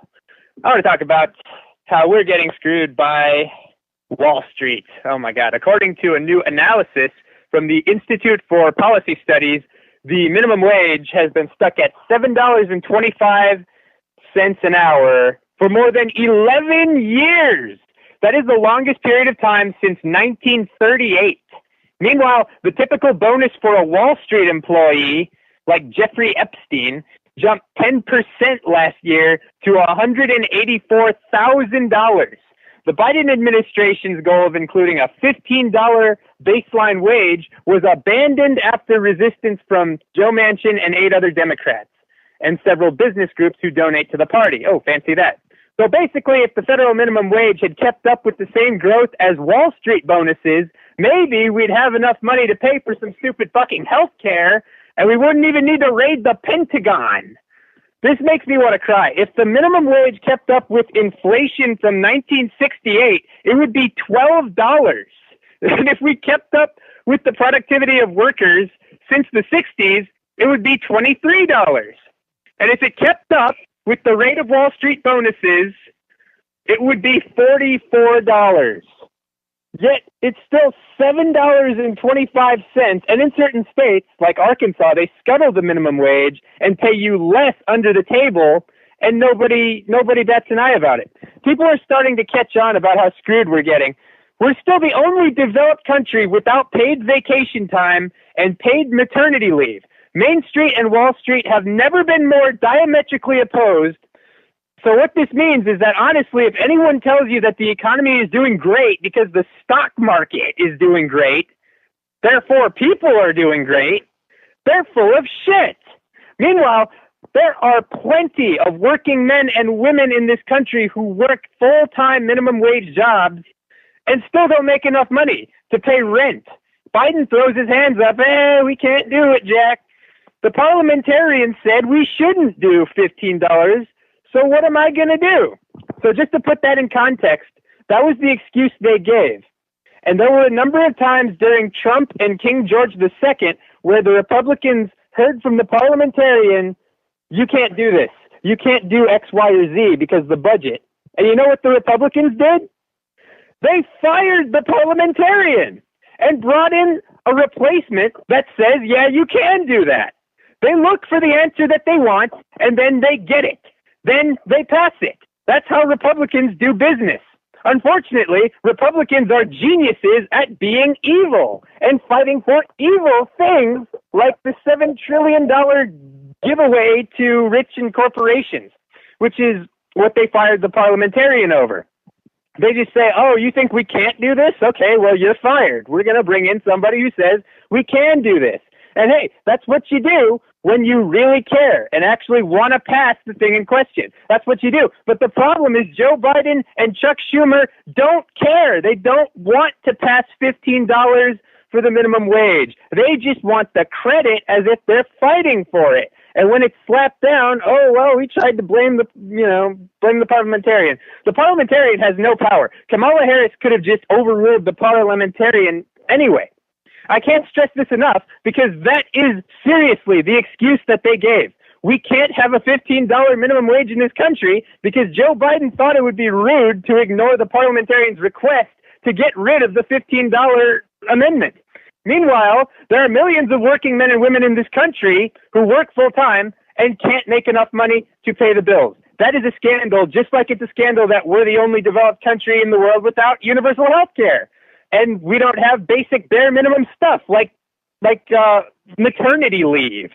Only 6% of the working class is unionized, and we wonder why the middle class has been totally hollowed out in this country. We know what the answers are here. We just don't do it.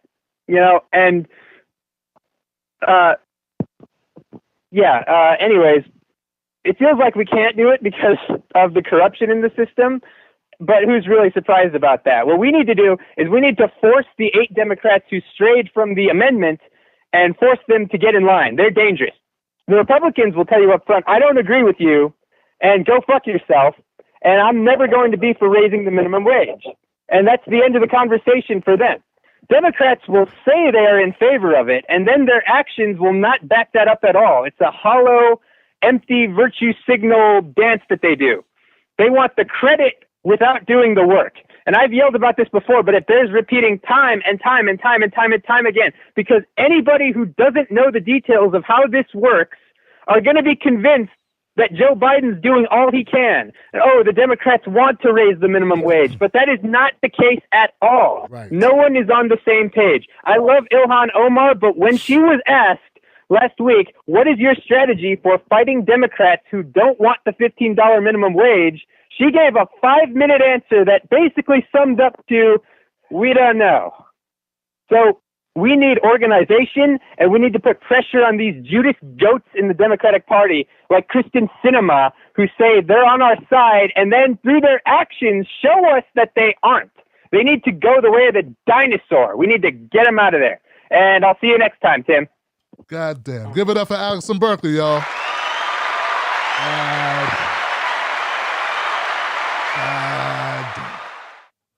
Brother, that's why I love you, Alex. That's why I love you, because you don't leave it in the middle. You know what I'm saying? You pick a side, you pick a position, and you stay on your square. And what you just said about Ilhan Omar is exactly why I've decided to go back to being the old Tim Black, because I tell you, the old Tim Black would say fucking call it out. 5-minute answers. for basic questions you should be able to answer in 45 seconds or less. Fuck that. No more of that. No more, man. I'm not going for it no more. But Tim, can this person, do you don't want this person to come on the show? Because I'm going to tear their ass up. I'm not bringing you on the show anymore. Because if you come on the show, it's going to be a hostile environment. It's going to hurt your ass. Because I'm going to ask you real questions, and I'm not going for platitudes. Platitudes. Nah, we passed that. That may work on other platforms, but it's not going to work here anymore, Johnson. Thank you so much, Alex, for that, man. We got to hold people accountable. It's not enough platforms holding them accountable. We got to be one of the few that's going to do it every time out. We don't care about access. We care about what's best for us. Damn. Killing it. 661. 661, you're live on Freedom Friday. What's your name? What's your comment? 661.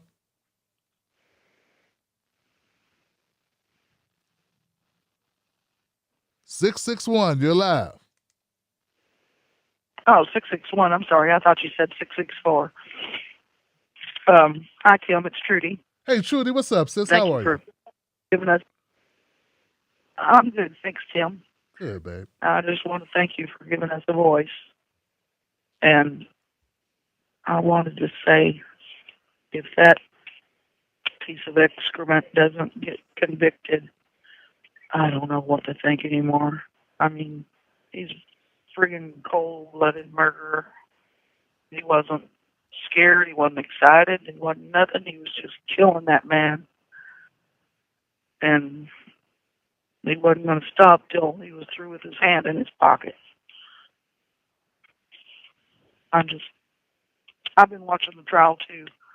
I feel like I have to, like it's my responsibility to not look away. And it's awful hard to watch. Anyway. Yes, it is. I'll leave it there. I love you, Tim. Love you back, Trudy. Thank you so much, y'all. Give it up for Trudy, man. That's real talk. Like I said, it ain't easy doing it, but and I'm doing it, but I'm also committed to continue to cover other stories as well. But this is what I do. So there, some of you guys have jobs. You got to multitask, right? You moms, you got multitask, right? You dads, you multitask, right? So I'm multitask and cover everything. And then reach out and get some help from some people in the wolf pack. Try to, stay up on other stories and kick those out. And hey, man, this is what we signed up for. My thing was, look, the reason why I got to cover it, Trudy, I feel obligated like you. I feel committed to it. But it's also that people are getting lied to. And I see this as a defining moment for media. And look, man, no, I'm not dissing anybody in independent media who's not covering it. First of all, it takes a lot of time to do it. You can't cheat cover this if you're going to do a good job. You can't just pretend to cover it. It's 5-6 hours of your day every day. Then your audience might not be interested, right? There's a lot of audiences that just, I'm sorry, guys, they're really not into it. They're not into, they like, they should stop police brutality, but they don't want to talk about it every day. And they're not interested in talking about this or hearing about it. So they know their audience. People have been around with their YouTube and their shows, their podcasts, their radio shows. They know what their audience wants. And their audience doesn't want to watch this. So when you say, oh, Tim's the only one covering it, that's because enough of my people care about it that it's worthwhile for me to cover it for my audience.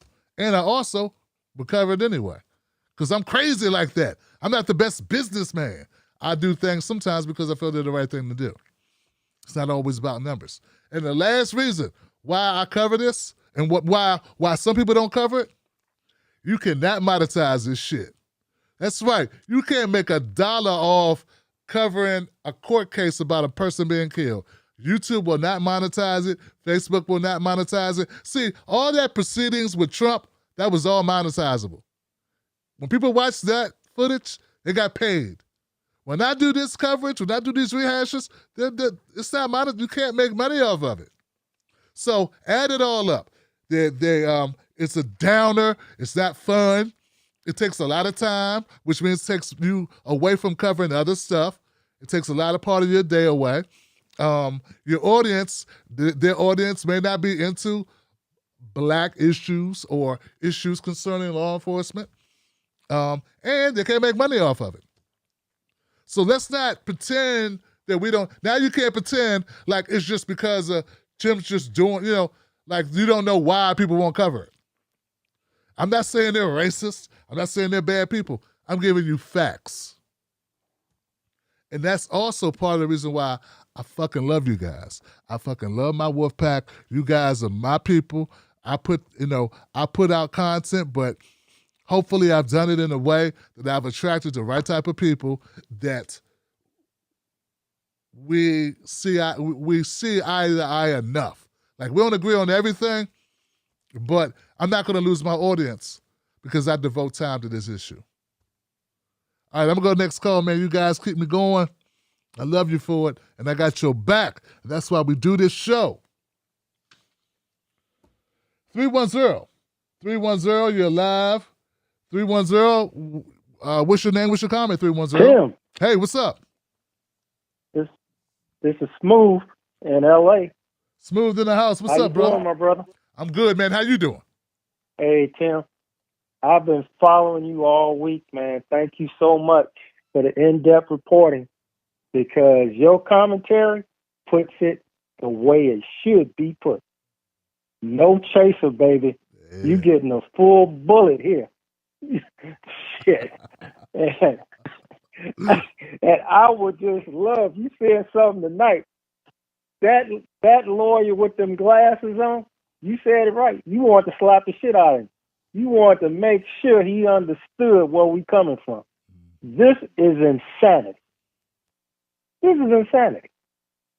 But I hope the justice comes due because we on the outside that saw this in May had no idea the impact on those people that was watching that murder, how it affected them, and what it's doing to them right now.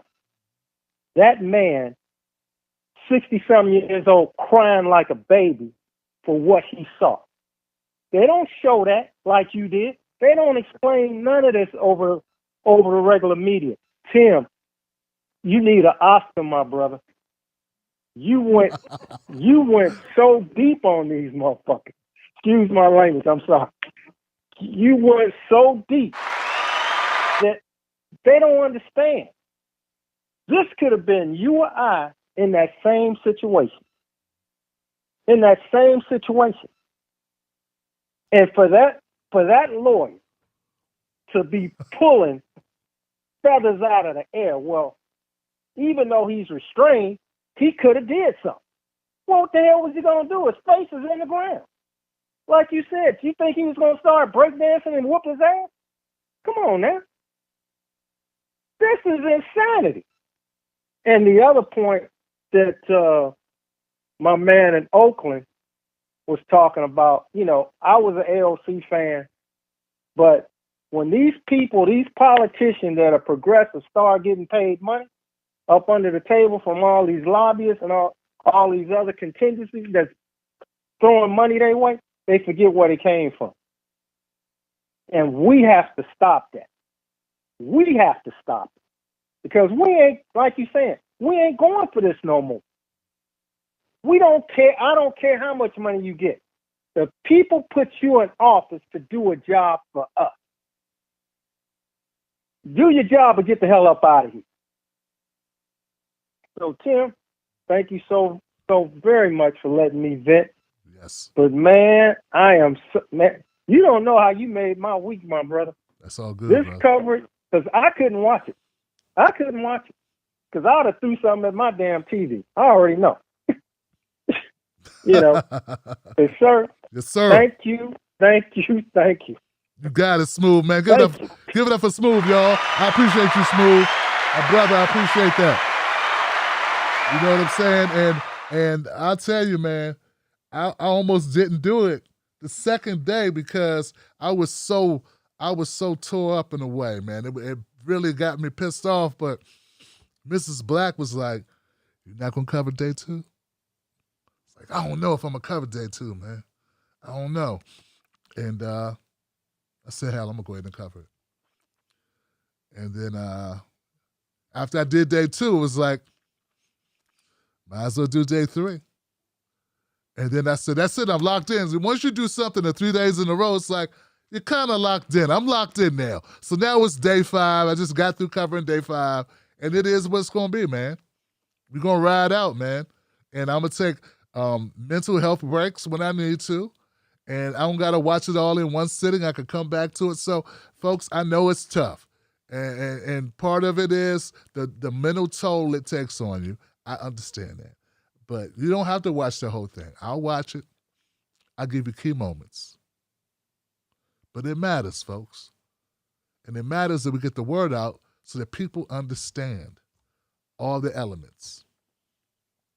I got another 310 number in the queue. This is another 310. You're live. Freedom Friday. What's your name? What's your comment? 310. 3106. 3106. That's the first 4 digits. I'm not going to say any more because that's your phone number, but okay. That person is, I don't know where you're at. 3106, but I'm going to go to the next call. 214 in the house. I think that's my brother Trill South. 214. What's up? That's me, Trill in the South. Thank you, brother. 90 seconds. My brother, what's going on, man? I'm going to keep it kind of slow, kind of short, because when I'm in the queue, not a long time, I tend to not have as much to say because I like to listen to what the callers say because they've got a lot of intelligence to share and they've got a lot of good thoughts to share. So shout out to you people for listening. Shout out to the people that brave up, step up and call in. 60 seconds. So I'm going to keep this just like me. I'm going to keep it Trill in the South. If people don't know what Trill is, Trill, that's developed from Pimp C, My Brother in the South. It's short for true and real. So I've been watching the trial. I'm sitting here. I don't have anything else to do. Watching the trial. I mean, I'm not going to get my hopes up because we can't get our hopes up on this too much because I see that he's guilty. I saw he was guilty before the trial started.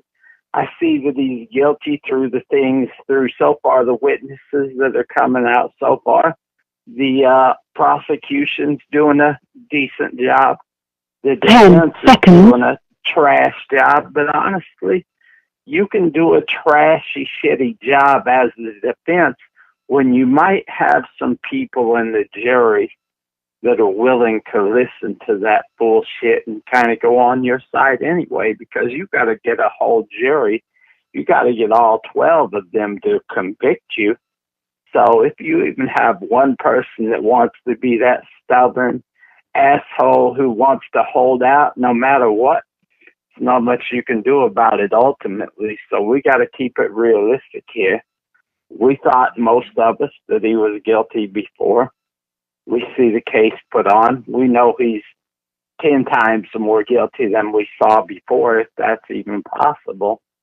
But we got to keep our hopes realistic and be prepared. And in the meantime, we've got to look at what's happening in the country with the fake infrastructure plan. I'll tell you honestly, I'm a victim of SSI. I call myself a victim. I suppose I'm not. I haven't received my $1,400 yet. My mother is on Social Security. She hasn't even received her $1,400 yet. There are millions of people throughout the country on Social Security or SSI that haven't received their $1,400 yet. Millions of people. I'm talking more than 1 million or 2 million. We're talking maybe 30, 40, 50 million people that haven't received theirs yet. They've been held out and they're suffering and need something, but they still haven't got it. So, you know, there's numerous situations to talk about in this country, but some of my experience, I'm a white man. I call myself white trash, oftentimes just talking shit. And so when I was growing up, just as a young white teenager, the police harassed me a lot then simply because of who I hung around. But I realize now I got out of a lot of that sort of easy because of white privilege. And then I realized as I got a little bit older and I started to go into the hip-hop business, I had a police officer tell me one time with the bullshit stop on the side of the road as I was driving through an area. He pulled me over. They wanted to look under my car, look under my hood, look all over and say that I was running drugs. He wanted to tell me when he figured out that I told him I worked in hip-hop, he said, listen, boy, you need to stop hanging around those people. You're going to get yourself in trouble. I'm going to teach you a little lesson today. What could I even say to that? You know, I mean, what could I say? But then I realized even more so what I already knew.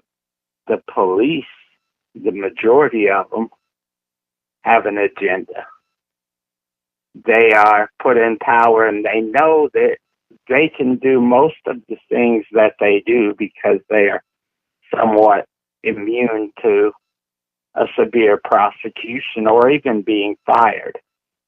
So this is exactly what Chauvin did. This is not the only case just because we see it very visible. We see this very visible because of the world of smartphones and cameras on the corners all over across the country. But this isn't the first time it's happened. Everybody watching this has got to know, while you're watching this on TV, it may be happening at that very moment in the town that you're living in, or the town next to you, or the big city close to you. This case that we're seeing is not the only case of this. It's happening everywhere, all across the country, every day, and it doesn't get a lot of media attention. The media might give one case some attention for a day or two or so, but it's happening everywhere.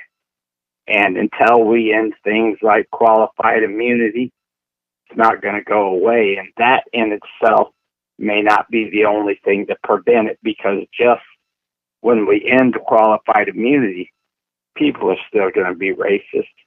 They're still going to do what they're going to do. But if they have a little less protection, that may help to ease them back a little bit.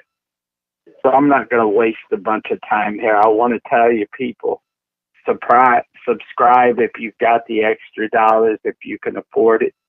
Help the man out who's putting the message out, who's putting our message out as we speak to him and through him. And he speaks with us and listens to us. So I'm going to shut up. Hit the like button early in the night if you can. I don't know if it's early anymore, but hit the like button. And I'm going to shut up and I'm going to back out. And I'm going to cancel myself real quick. So I'll let you go, brother. Good up for true self, y'all, my brother, man. Yeah, man. Nah, man, you're not canceled at all, brother. You've been renewed for another season, bro. And I'm supposed to remind people to hit the like button. I never say it. Like, I should be telling people hit the like button. And then I realized that some of my people watch it on TV. I don't even know if you can hit TV like. Can you hit a like button if you're watching on TV or a projector or something? I don't even know if you got a like button. But if you could hit a like button, that'd be great, guys. Damn. A lot of great points there. A A lot of great points, fam. Yeah, Indian qualified immunity ain't going to fix everything. People are going to still be racist. There you go. Rich people still aren't going to see the inside of the courtroom. They're going to pay their way out of problems, right? I will say this before I go to the next call. I was just looking back at my archives last night, and I ran across some of my earlier videos. I'm talking 7, 8 years ago. I've been covering police brutality for a long time. Anybody remember Kelly Thomas? He was a homeless, houseless man. California, they beat Kelly Thomas to death. I covered that story. And in that video, folks, you just got to see it. It's not, you could play it today. That was almost 8 years ago. And everything I said in that video is what I say about George Floyd. It's what I say about Eric Garner. It's what I say about Breonna Taylor. It's what I say about Andy Lopez. Another story I covered in 2013 and 2014. Kid killed with a toy gun. Same thing I said about Tamir Rice in 2015 or 2016. 2015. The same story, man. So thank you, Trill South, for calling up. Real talk, man. I got another 310 number in the queue. 310, you're live, Freedom Friday. What's your name? What's your comment? Hey. Hi, Tim. Yeah, I got you now. How are you? Hi, I'm good. My name's Kim. I just want to tell you your coverage is excellent. Your commentary was just so spot on, and I really enjoy watching the show. You mentioned Kelly Thomas, and that happened, I think, back in 2014. Okay. And that was a really, really violent murder. Violent. He was beaten so badly. And as it turns out, the officers were acquitted. And I think one of them now is trying to get his job back. I mean, it's insane.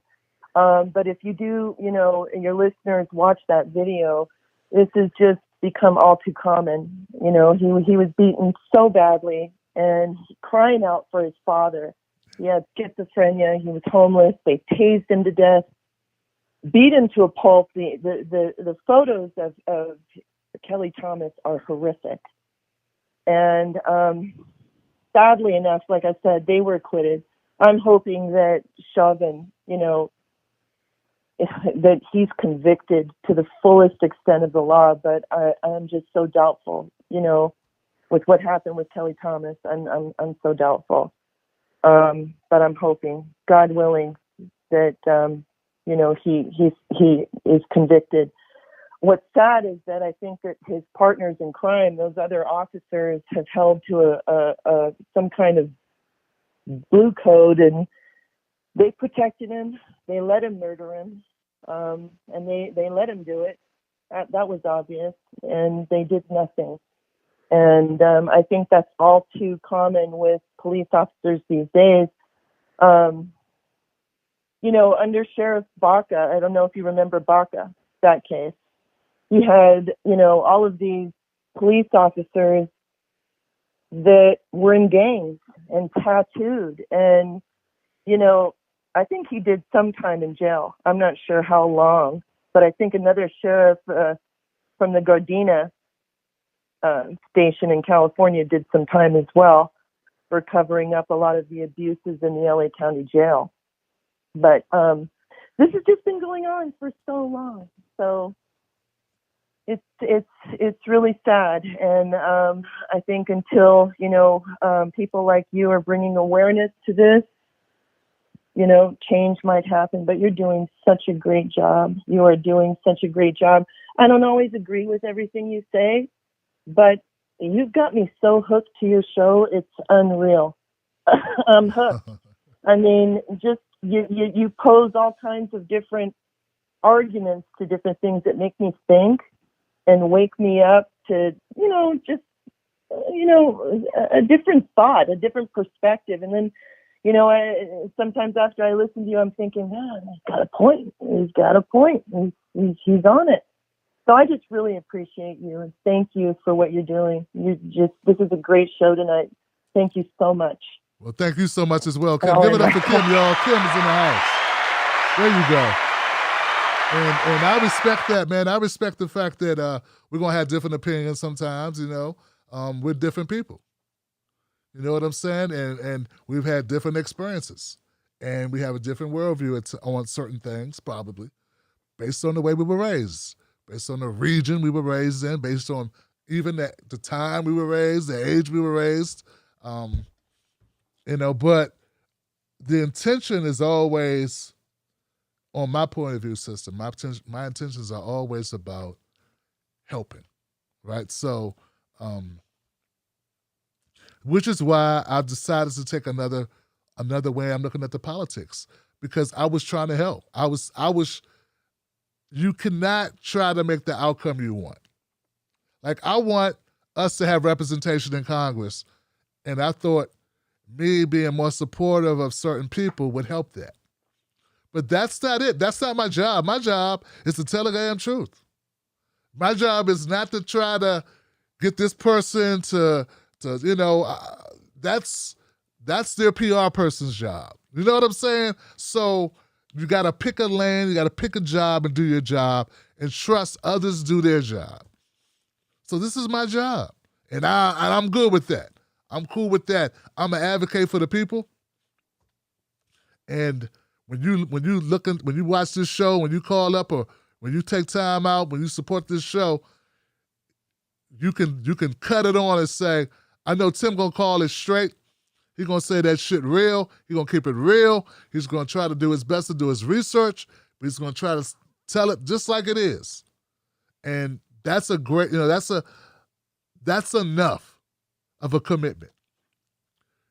I can't save the world, man. I can't make AOC impenetrable, right? Unbreakable. I can't make this person, Bernie Sanders, always make all the right moves. And I can't make Ilhan Ilmar or Jamal Bowman or Cory Bush or any person do anything.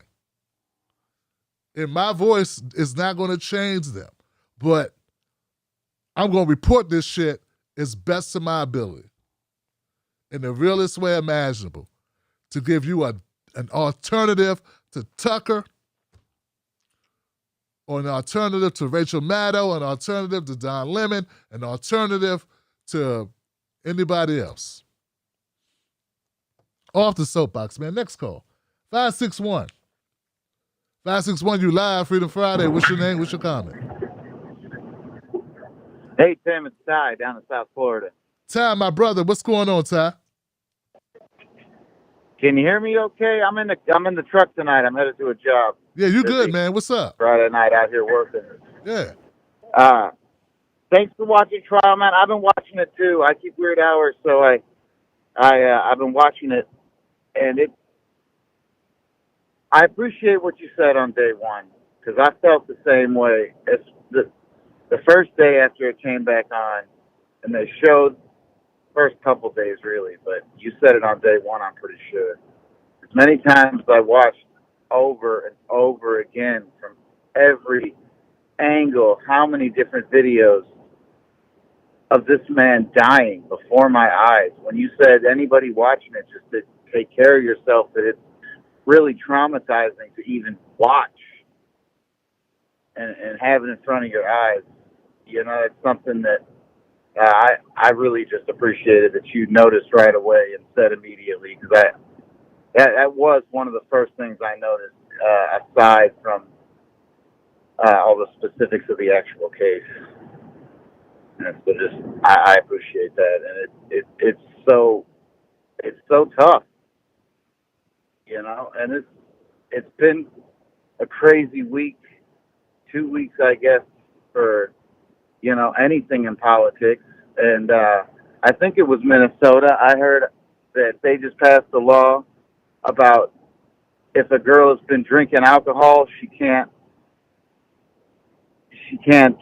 give consent, claim that she was raped. What? I don't know exactly what. She can't claim that she was raped or she has been drinking alcohol. That I forget the details. My mom was talking to me about it. Okay. But maybe that. I wish I could remember the more specifics right now. Sorry, driving. But yeah, the Derek thing. If I can get back to that for a second, even the defense of this is how Derek was trained to handle the situation. I mean, if that's the case, then we're looking at more than just some random bad apple. You know, it's a culture of policing that's so bad. It goes beyond the individual. There's often times where you can just tell that somebody's a police officer, even if they're in plain clothes and they're just behind you in line at the grocery store.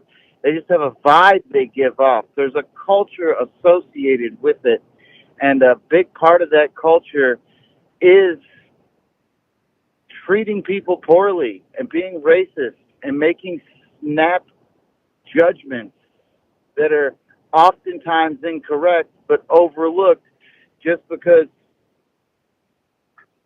well, you got to do that because you're a cop and people are looking out to get you. But not everybody's looking out to get them. George Floyd was scared to death. He was scared to death from the beginning. He begged. I think he begged. I don't know. It's hard to say watching these videos. One guy looked like a light-skinned black man, one of the cops. And I don't know if he is or not, but George was begging somebody just to stay with him. I'm claustrophobic. I can't get in the back of there. Please stay with me. Stay with me. He's begging him. He's scared to death. He knows what's going to happen if he gets into the custody of those police officers. And we all saw it happen from multiple angles. He was begging them to keep him safe before he even got to the ground. I don't know. I don't really have a resolution to any of this. It's just it's hard to watch. And to wrap things up, anybody giving jabs at AOC, that's fine. She's not immune to criticism and all of that. But we also have politicians like, Gates and Josh Hawley and Lindsey Graham and Ted Cruz. And there's a lot of way more vile shit than what she's been up to. And I don't know what's in her heart or what, but I think she might be trying to play the game a little bit to try to see what she might actually be able to get accomplished instead of just standing up, preaching a bunch of stuff she knows is impossible for her to get. So I hate to be like the one defending, poor government, and I'm not trying to do that, but I don't know. Maybe we give some of our allies a little bit of room to breathe and try to get something done. And that's not trying to say that she was right for anything that she did or said. And of course, she's too soft on Joe Biden and Nancy Pelosi. But I don't know. Maybe she has to play that game for even a chance of anything we want getting through to even come to a vote. So, I mean, there is a game that we have to acknowledge, and it sucks that it's there. But I feel like a lot of times, the progressives, and I consider myself a progressive, but I feel a lot of times our movement is a little quick to judge. So, anyway, thank you for letting me have my time. I'm sorry to ramble like that. Sometimes when I'm on the highway and get going. You good, Ty. Give it up for Ty, man. I wasn't able to read my prepared notes. No problems, brother. Thank you for the phone call, all right, man. Thank you. Thank you very much, Tim. I'm going to go. That's it, brother. Give it up for Ty, y'all. Yeah, man, it's and I respect that position. I mean, hey, man, I understand what you're saying, that it's tough being a politician, it's tough being in Congress, it's tough being in a party, and people expect stuff from you. All I'm saying is I don't give a shit. Nah, man, I'm not supposed to. See what I'm saying? I'm not supposed to care about any of that. That's not my job. I'm not supposed to strategize for them. I'm not supposed to try to see the inner workings of No, I'm supposed to be the guy that goes, okay, here's what happened. And like a friend of mine said, well, like an acquaintance of mine said, call the balls and strikes. Call the balls and the strikes. You know, my job's not to be like, well, you know, the team really tried hard today. I don't work for the team. You know, like what Sam Cedar does. No diss to Sam. That's Sam's thing. It obviously works. He's got 1 million subscribers. He's been on MSNBC. He's been on this. He's done that. You know what I'm saying? Who am I to knock what he's doing? But he's sort of like a part of the team. I ain't a part of the team. Tom Hartman is a part of the team. I'm not a part of the team. It ain't my job to do that.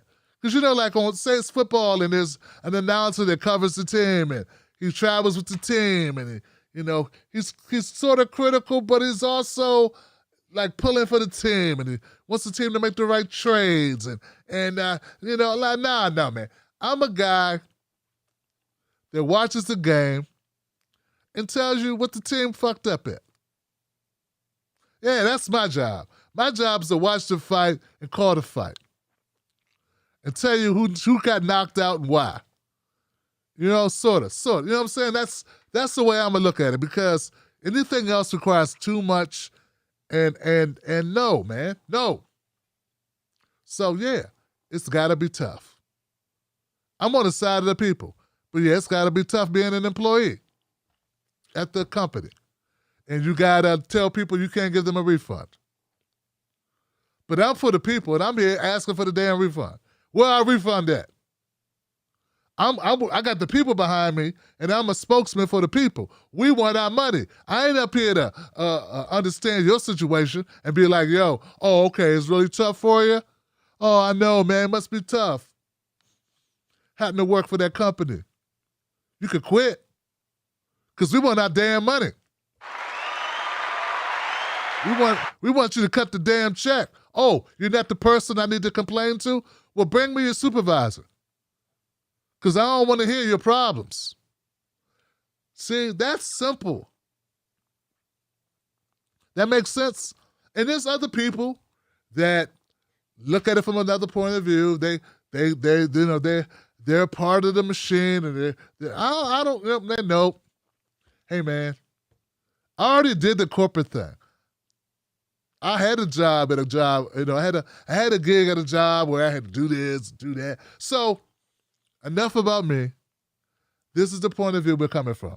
The Wolf Packers, that's my people. I'm advocating for the Wolf Pack. By extension, that's all the people.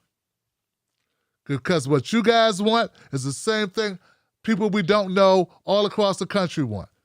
Healthcare. In the wars. Bring the kids home. Child care. Dental care. A place to live, shelter, food that don't cost $1 million, and food that's not pumped full of steroids. Right. Clean water. Right? I want those things. I don't got time. Oh, it's really hard working in the Democrats because they don't want to listen to us. And I'm trying to, you know, I got to strategize. I got to, you know, play the politics. Nah. What about our water, dog? What about cleaning up the water? I don't want to hear that. You said you're going to fight to clean up our water. The water dirty. Now, in there, either you get the water cleaned up or you start throwing people under the bus who's not getting the water cleaned up. Let us know who we need to yell at. If it's not you, it's other people we need to yell at. And get out the way and stop saying you're going to help solve it if you can't help solve it. We need to find out the solution. So that's how I see it. It ain't perfect. I'm a work in progress. But I'm not a grifter. I know that's what they were saying. Chim's a grifter. They just wanted to get rid of me, man. I'm the loudest black independent media voice on the fucking planet. They want to get rid of me. People want to take my place, but they can't. Now they mad. They thought I was done. I ain't done, son. I'm just getting started. You wish you could get rid of me. Who else you got? Roland Martin? He MSNBC like. He want to get back at MSNBC. They won't have him. Now he's trying to get tough too. I'm tired of the bullshit. Think he a firebrand because he's using the word bullshit in his title. Meanwhile, every time you bring a Democrat up, all he do is kiss their ass. Nah, man. So I know. So I slipped. I'm back now. What up? I got my wolf pack with me. We want some justice. And if we don't get no justice, won't be no motherfucking peace. And they're afraid that they won't even talk like that. This is so easy. They too busy. I want to go on CNN. Can I get on MSNBC? Can I get a chance to do this? Can I go to the thing? I don't expect none of that because I know they scared of me, and that's fine, y'all, because you know who I got? Wolfpack in the house. That's right. Don't y'all want to be free? Being free is a beautiful thing, man. You won't be rich, but you can be free, Johnson. Hell, my ancestors are smiling down on me right now. My dad is smiling down on me.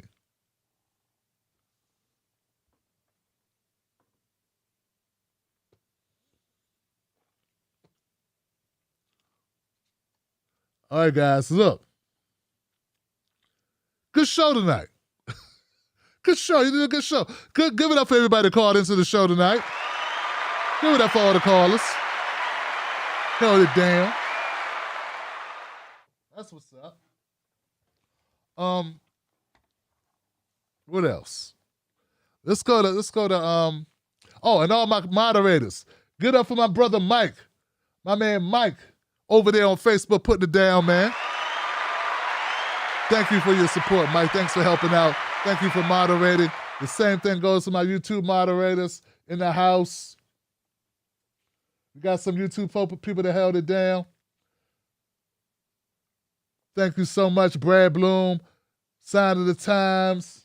Who else got a wrench? Mary Warren, you in the house, Mary Warren? Irene Burns, I got an Irene Burns sighting, a Tim Nichols sighting, an Anthony Lamont in the house. Yes.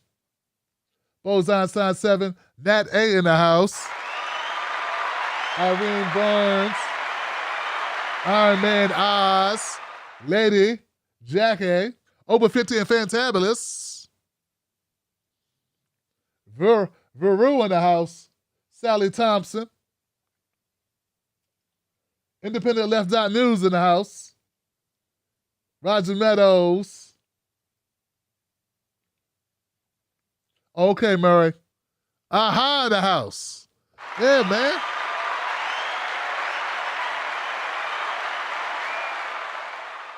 This thing is crazy. I think I got to hit viewer activity the whole thing through. So I'm going to have to log in. Man says, support Tim whenever you can. He's paid his dues. Hardest working man in independent media. How? What back? Man Oz. That was kind of weak, man. Wasn't it? I don't, you know what? Let me leave it alone. I'm just embarrassing myself now with the how. You know what I'm saying? Roger Maddow says, U.S. two politicians, not my problem. You took the job.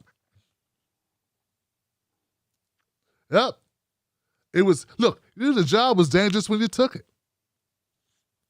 That's when I started doing my Snoop Dogg imitation. Listen here, man. Listen here, cuz.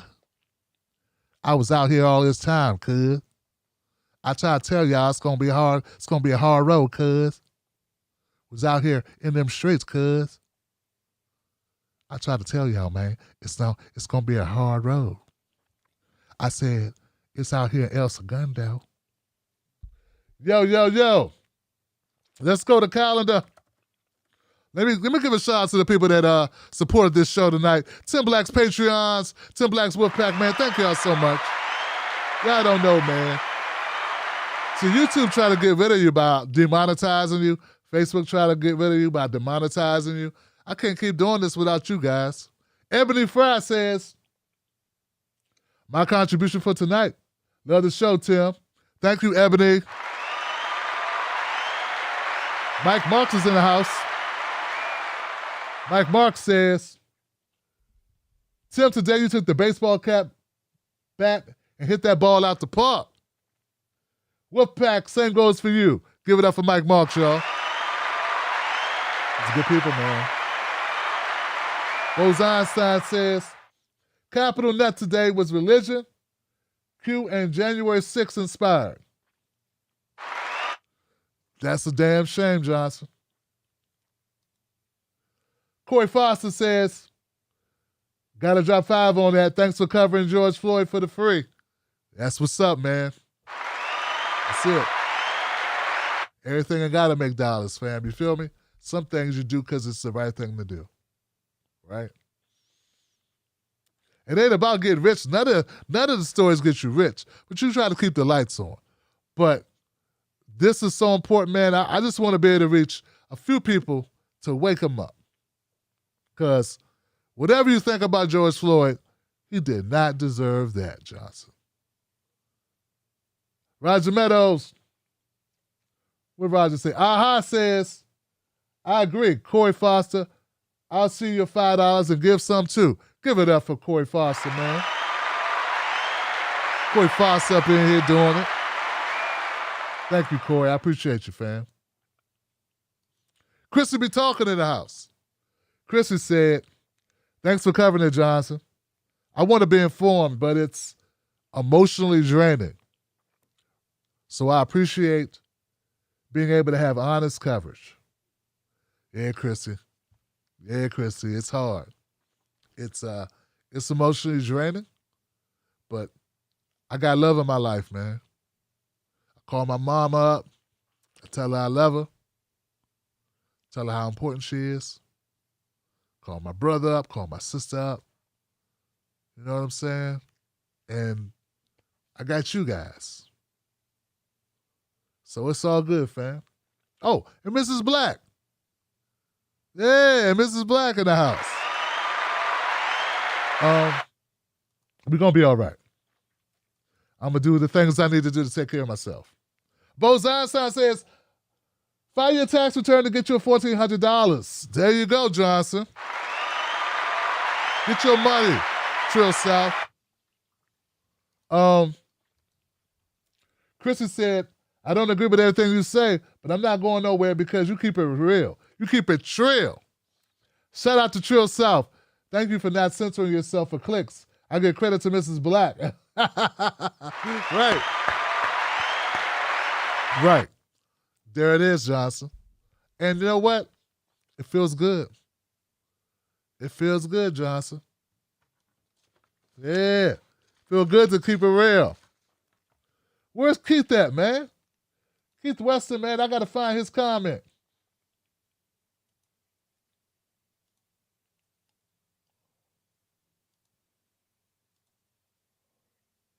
Oh, did he just give, man? I want to make sure I get this.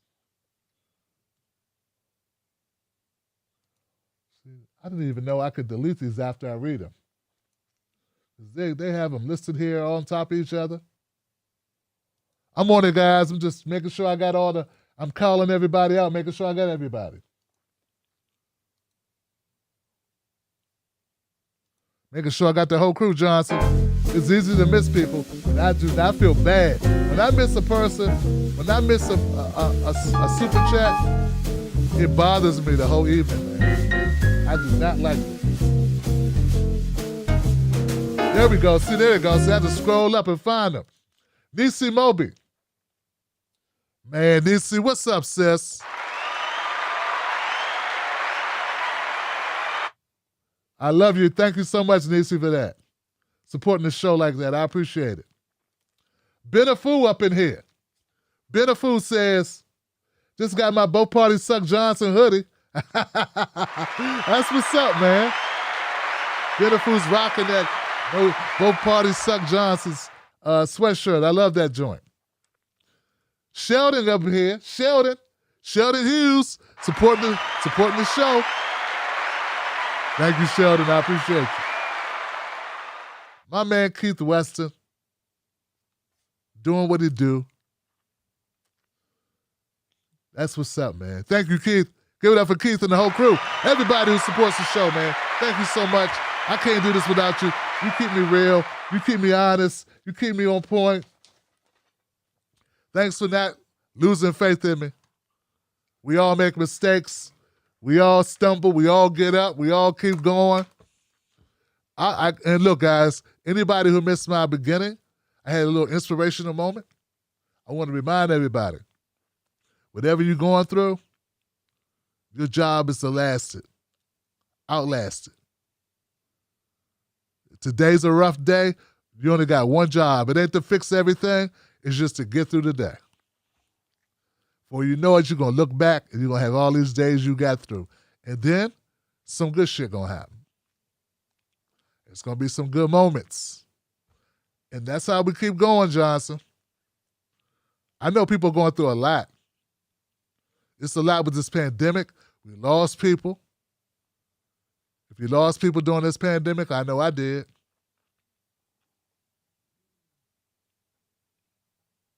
I know what you're going through.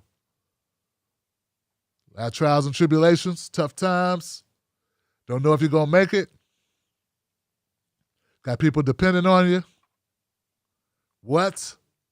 Right? Just last a little bit longer, folks. Last a little bit longer. Things went wrong. Things went wrong for me for a minute. But I held in there. Don't attack the people that love you. Do your best. Don't lash out at those that love you. Love on the people that you love. If you know somebody going through it, show them some love, Johnson. That's what you got to do. I know I'm preaching, but I don't think we give each other enough support. You know what I'm saying? Somebody out there listening needs me to say this.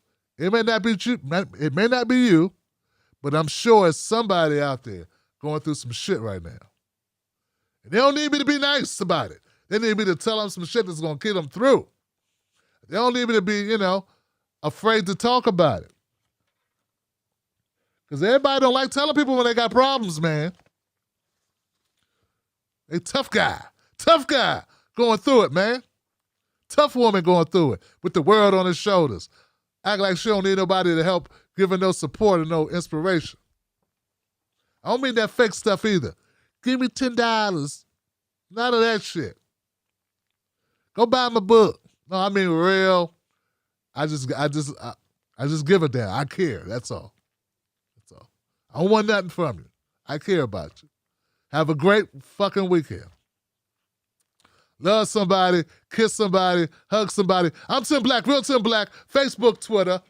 Tim Black and Night on Instagram. We keep doing what we do. Rest in peace, George Floyd. Rest in peace. Let's go out here and get this damn justice done. My condolences to the family of Adam Toledo and the officer as well who was killed today at the Capitol. William Bailey, I think his last name was Bailey. Go to work doing your damn job and don't make it home because of this guy. Telling you, man.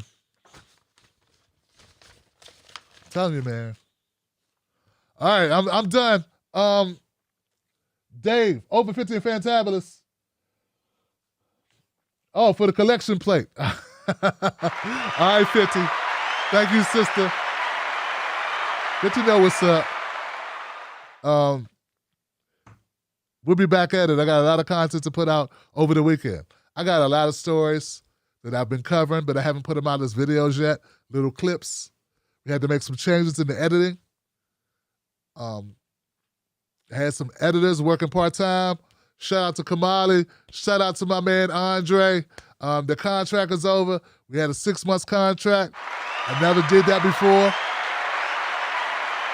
I had some part-time help on the show. I've been doing this show almost a decade. I could never have people help that I could pay. But I had to stop because the damn YouTube stopped. Facebook stopped. But I held out to the whole contract and they're like, okay, Woo! I made it. It ain't easy paying people, but you gotta pay people if you can. If you can do it. I can't do it now. Damn Facebook. But anyway, shout out to my editors. So now it takes a little bit longer for my videos to get out, but I'm putting them out over the weekend. So check the channel. I got some videos coming out this weekend. If you can watch them and share them, watch them and hit like and hit share. That helps a lot. Go to jointimblack.com, become a member of the Tim Black Wolfpack. I'm out of here. Nothing but love for you. Sprinkle some facts on them. Wolfpack. All right, Facebook. Y'all good? It's been one hell of a year, Nicholas. Thank you, Michael. Thank you, Gladys. 100, sister. Truly up in this joint. We out. Mrs. Black is the bomb, baby. Keeps me going. I knew her when she was standing at her school locker. And I was too. My name ain't Matt Gates. We went to school together. Wolfpack. Let me ask you something. Do they know us? When I say they, I mean the talking heads on cable news. Do they know you? I mean, they talk about the world as if it's a sport. They play political games, report on our page. Thank you for using Blog Talk Radio. Goodbye. Exchange, but do they know us? Do they know what we care about? Nope. They're too far away. They can't see us. They can't feel us. They can't relate to us. See, when you want to know what's going on in your world, trust someone who lives in your world. Subscribe.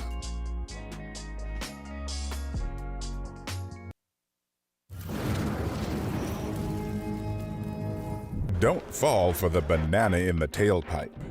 Don't be fooled by corporate media talking heads misleading the people. Get your news and information from an entity that keeps it real. Tim Black. Tim Black is the host of The Tim Black Show. Independent news that leaves you informed, inspired, and sometimes entertained, but always in the know. Go to timblacktv.com and sign up today. The Tim Black Show is news for people who can't stand the news. See you there.